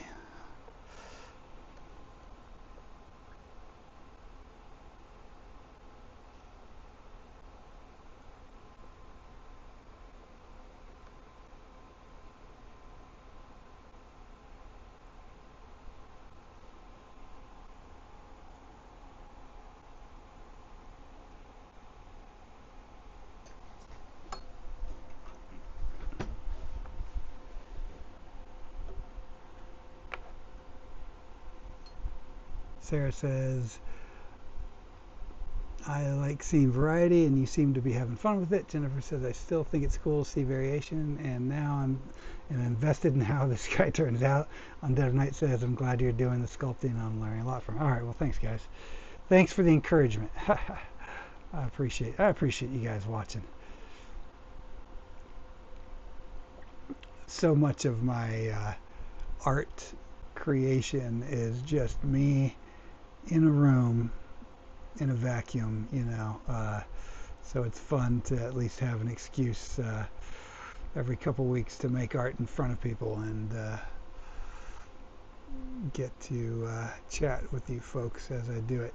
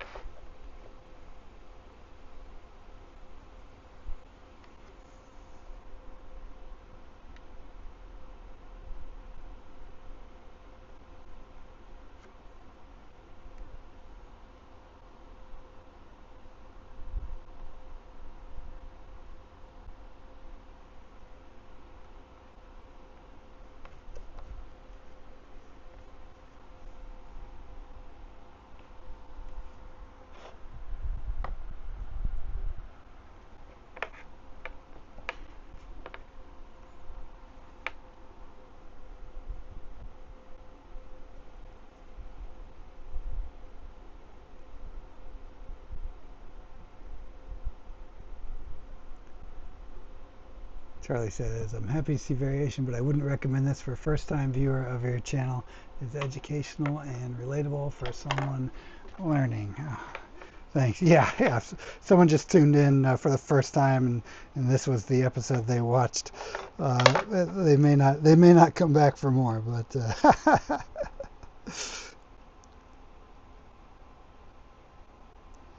but you hardcore folk that come back week after week, you know what's up.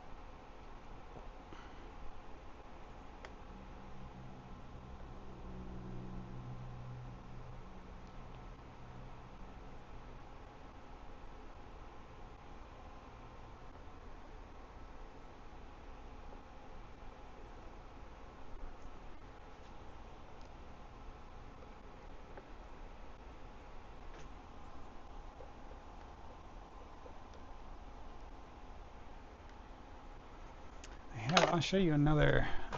I'll show you some other sculpting tools just while I got your attention. So this one right here, this is called a rake, and it's good for just shaping things quickly. So I'm going to turn this on its side real quick and just show you. See how lumpy and crappy this is right now. So you could take the rake and just kind of do some quick shaping with it.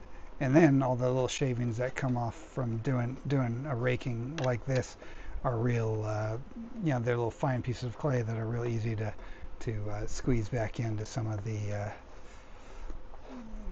details. So again, I'm not going to make you guys sit through the cleanup on the side and stuff like that. I just wanted to show you another tool. In fact, let me I'm going to bring over my toolbox here to the camera and show you guys some the chaos that is my box of sculpting tools. So look at this fucking thing here. Just like every type of sculpting tool under the sun is here in this chaos. So every time I need something specific, I dig for it. Oh look, hey, here's another tooth. But most of those tools don't come into play until further into a sculpt when I start getting into detail and stuff like that. For this stage, we're still blocking it out. I'm using fairly big tools. Really, in the same way that, like with a painting, when you start, you're going to use bigger brushes, get the big shapes in there, and then as you get all the big values established, you can get in there and start fine-tuning and using the smaller brushes, or in this case the smaller sculpting tools on the detail. But you got to start big and work your way down. But see how this is, how fast this rake can go for just kind of shaping it. Like I'm really narrowing down his jawline there, and that's doing something for him, I think, making him a little scarier.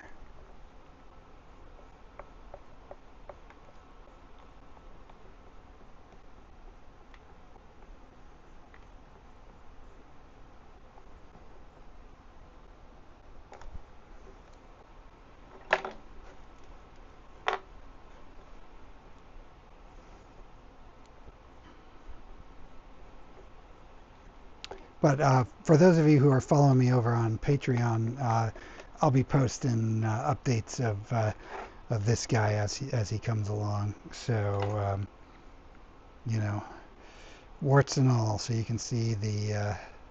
So everyone who's not watching the live stream will be able to see how the slow progression that you guys have sat here and watched live, but then yeah, I'll do weekly updates, or I'll include the progress on this mask in my weekly updates that I do on the Patreon. So if you want to follow me over there, you can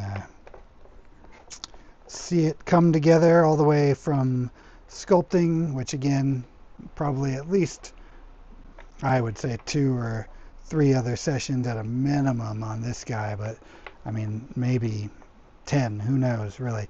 And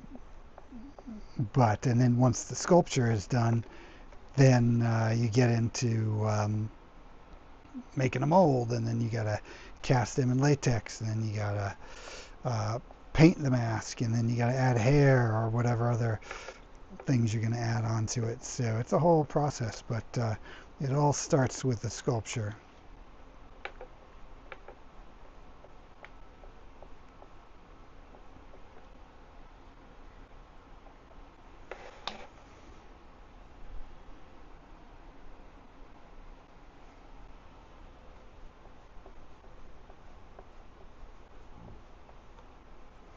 It's turning into kind of like a zombie alien or something. It's hard not to do a zombie.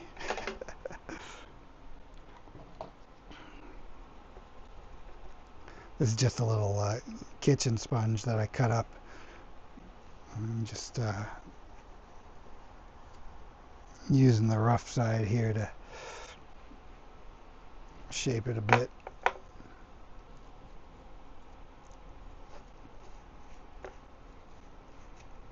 Michael says, so far so good, it's worth the wait. Thanks, buddy. Appreciate it.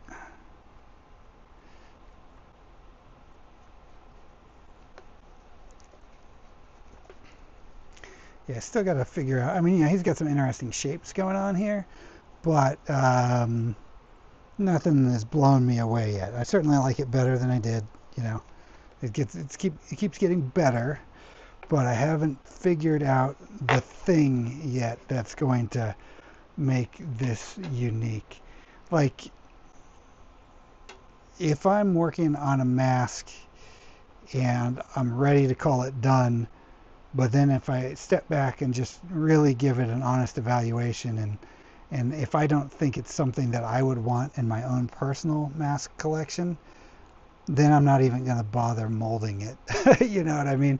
It's got to be, there's got to be something about it that would make me want to add it into, you know, onto the walls of my mask room.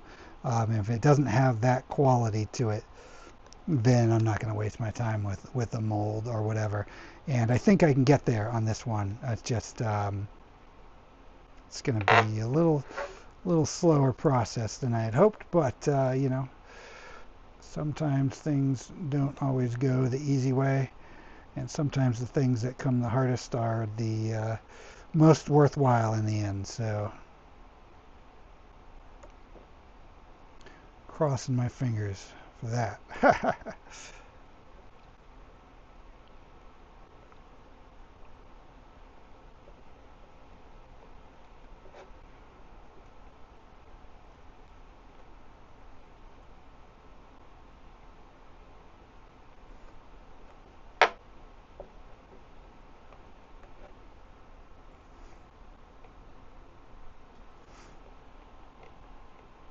I've had plenty of paintings too that I've, I mean, you guys have seen many of them on the live stream, but where just sometimes by the end of a live stream, I don't know if you guys can always tell or not, but sometimes I'll just be bummed out by the state of a painting, you know, um, especially I guess when it is done live and then people are actually watching the failure take place.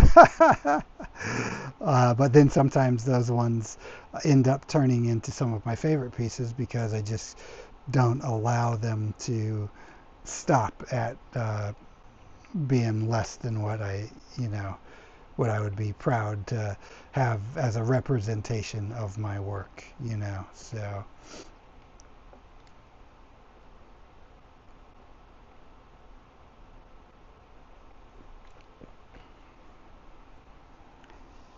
I was reminded, again, I just came off this VFX movie gig where I was the visual effects supervisor, but also the lead artist.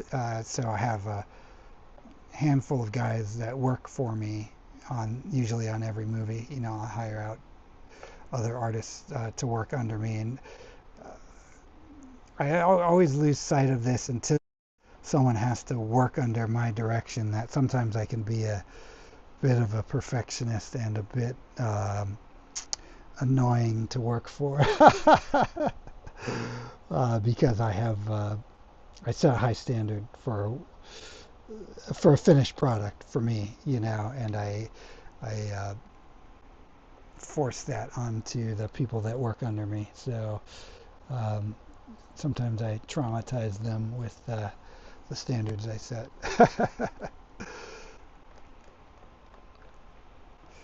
But I think this guy's already starting to turn into something, getting better, starting to feel a little more like his own creature. So he's going to need a lot of detailing and some more personality. I don't want him. He's very. He's got detail going on around the mouth, but I really want to build up stuff and do some unique shapes somewhere in there that make him a little less human, but we'll see.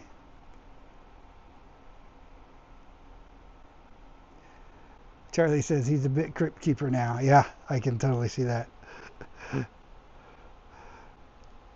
I do love me some crypt keeper. I'm just messing around putting in some like spiky bits on him right now just to see if that might work. These might get pulled off immediately, but I'm just doing some experimenting here.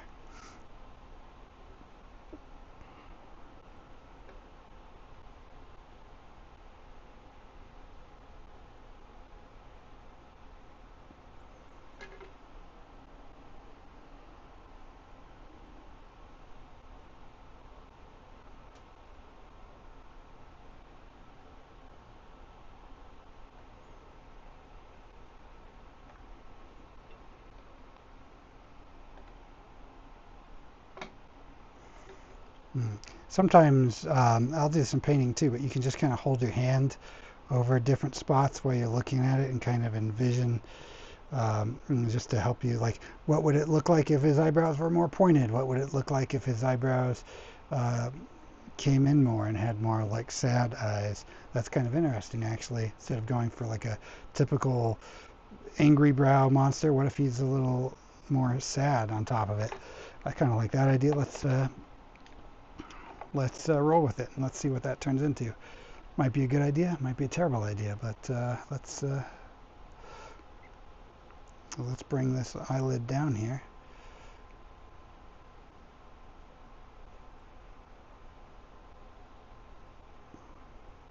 Spikes are a no-go, by the way.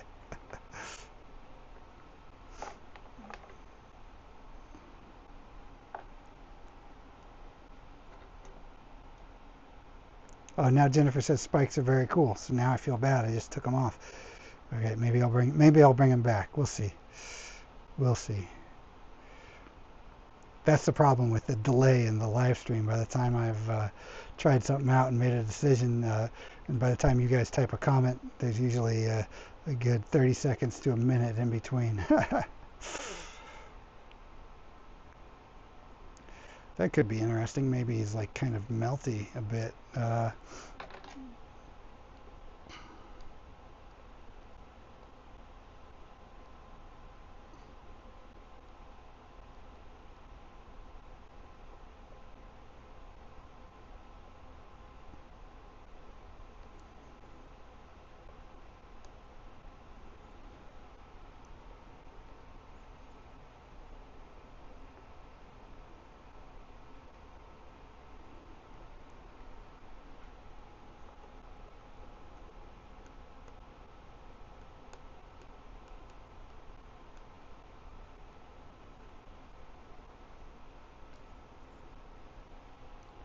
you know, I don't hate that.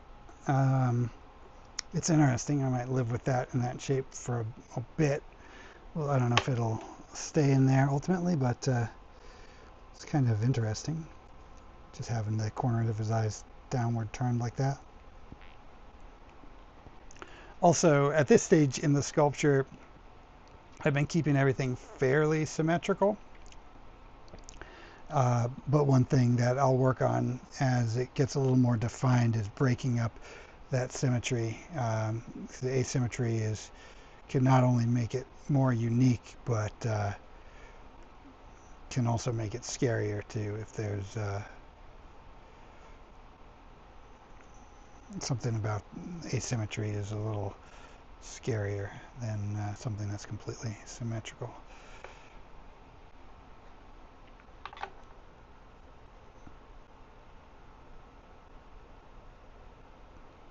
I'm gonna just turn the sculpture upside down for a sec and just look at it upside down and see if that makes me feel a certain way about it. Let's rake this into submission a bit.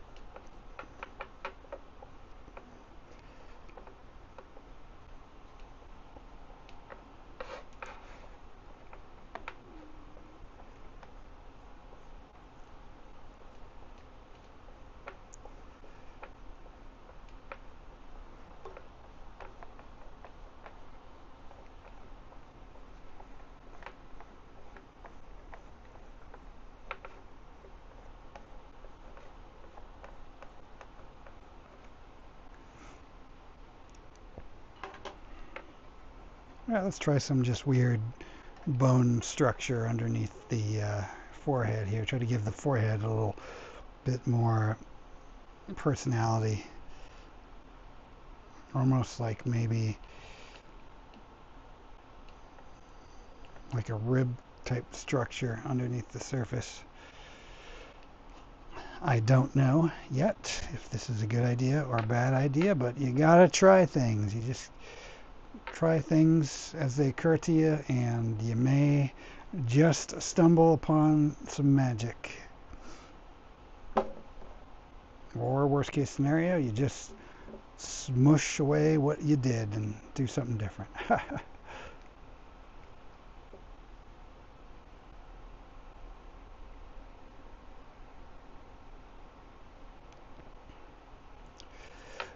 You know, this just occurred to me. What might be cool is two more smaller eyes right about here.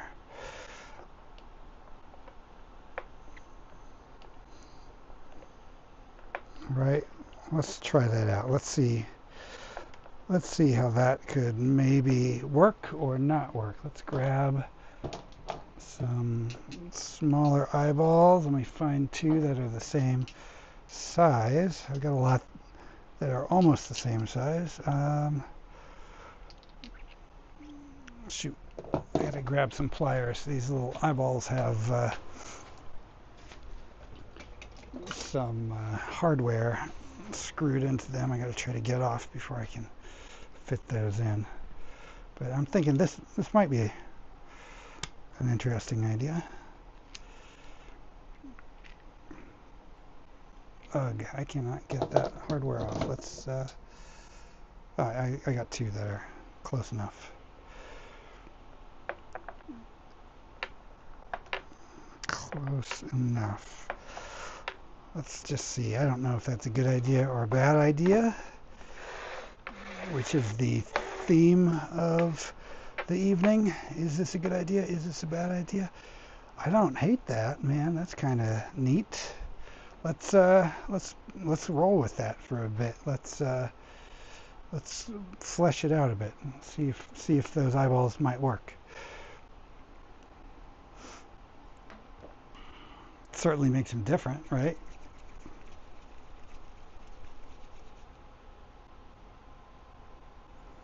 Get some wormies in there.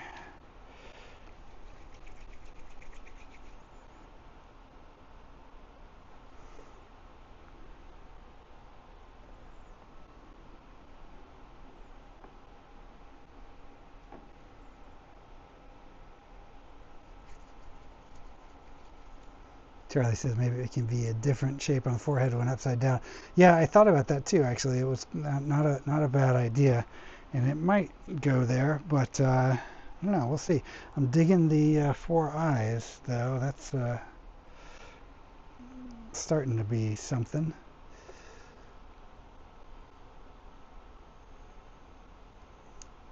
Undead of Night says I can definitely see the benefit of the ping pong eyeball base. Really adds depth and is a good example for drawing eye shapes.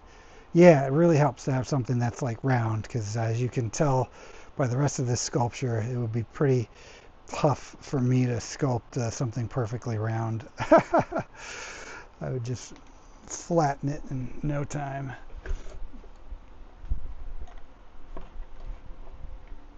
Jennifer says the second set of eyeballs could be side facing like in animals. Oh, that could be interesting.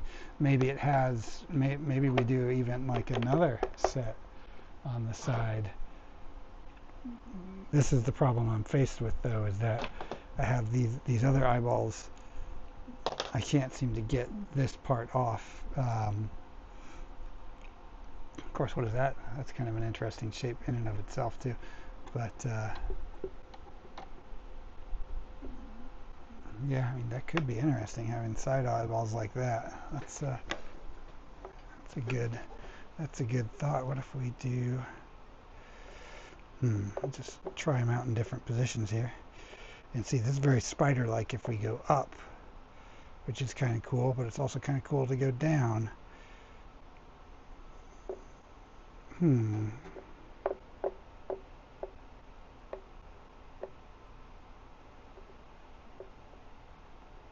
Let me push them in here for a sec and just think about that.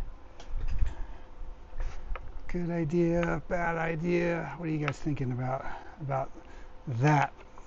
More eyeballs. The more eyeballs, the merrier. Let me cement those in with some clay.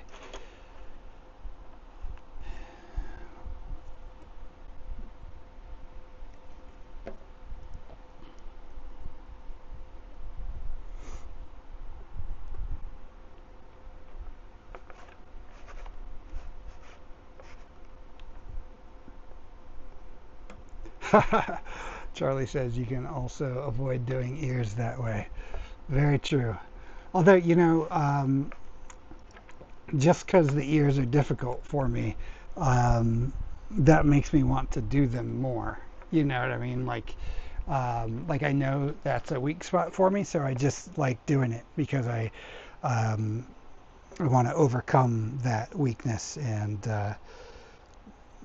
be a stronger sculptor for it. But yeah, I do. But having an excuse to not do ears is also tempting.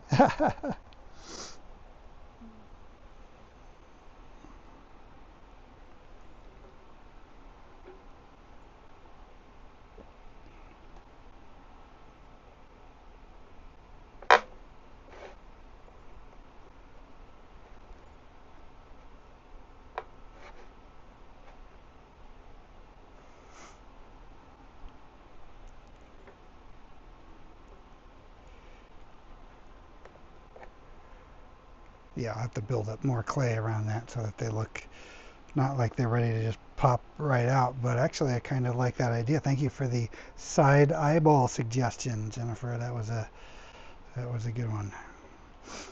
I'm going to keep these ribs going up the full top of his head.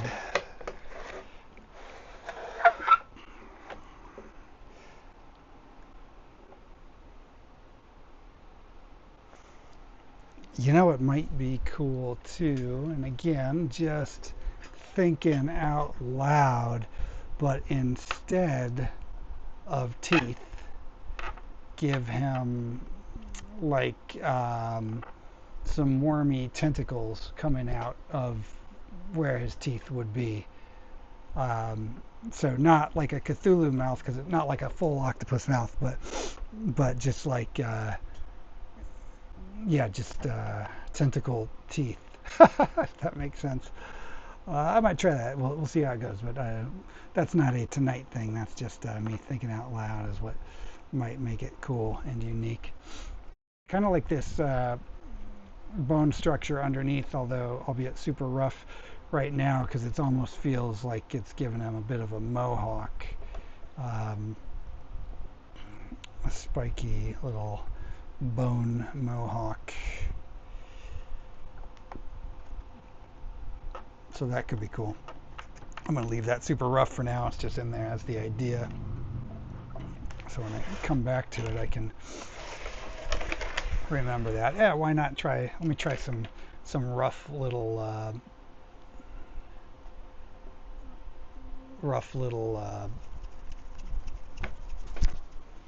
tentacles coming out of the mouth, and just see how I feel about that. And not like a whole lot, but like maybe just like almost like coming out like tusks, or maybe they are tusks. Maybe that's the ticket. I don't know. Just throwing stuff in, and we'll see if it works or not.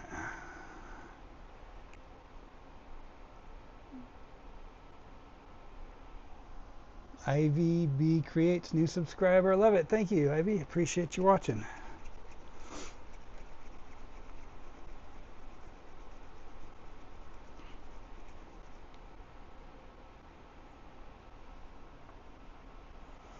Okay, something like this. So we could do them like tusks and they would be kind of symmetrical, or we can have more of them out and they could be kind of all over the place, which might be grosser if we did like a cluster of them.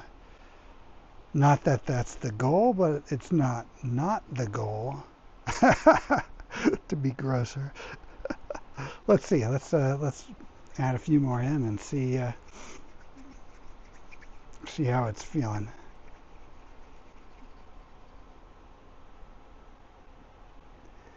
Undead Knight asks, when the clay dries, does it get lighter in weight? This clay never dries. It's like a wax-based clay. So it's really just like if you can imagine sculpting with candle wax, you know. It's just always going to be soft. Will not harden. Charlie, good night. Thanks for watching. Appreciate you tuning in. And hopefully next time you see this, it will be further along.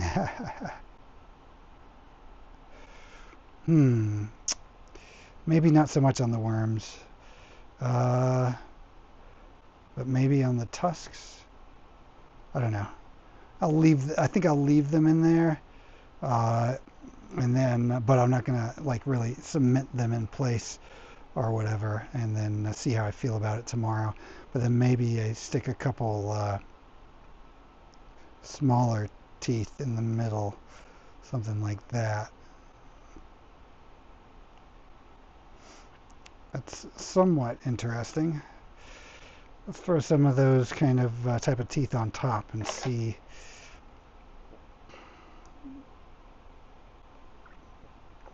See if that's going to work. It's going to make some room.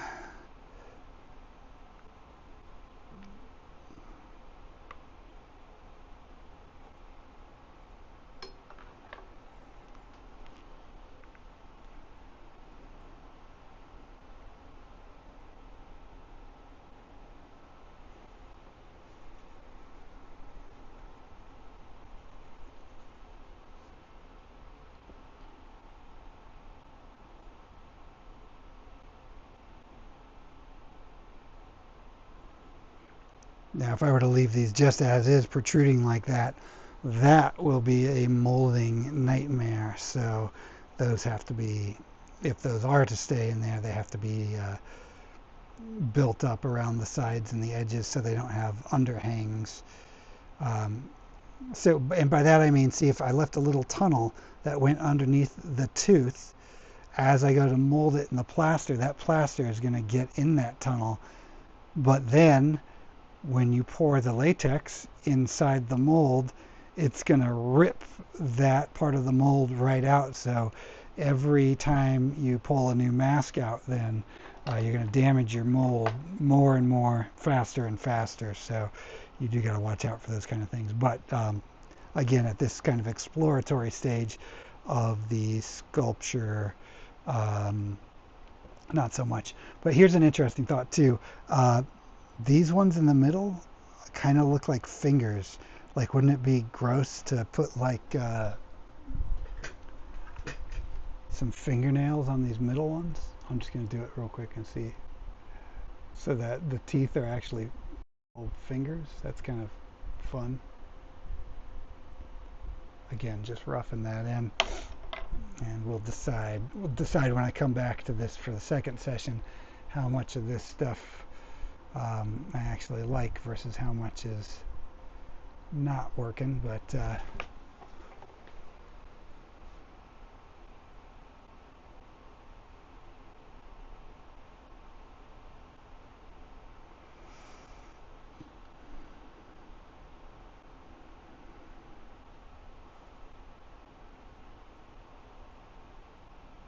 okay, I mean, there's something there. It's not fully formed yet, but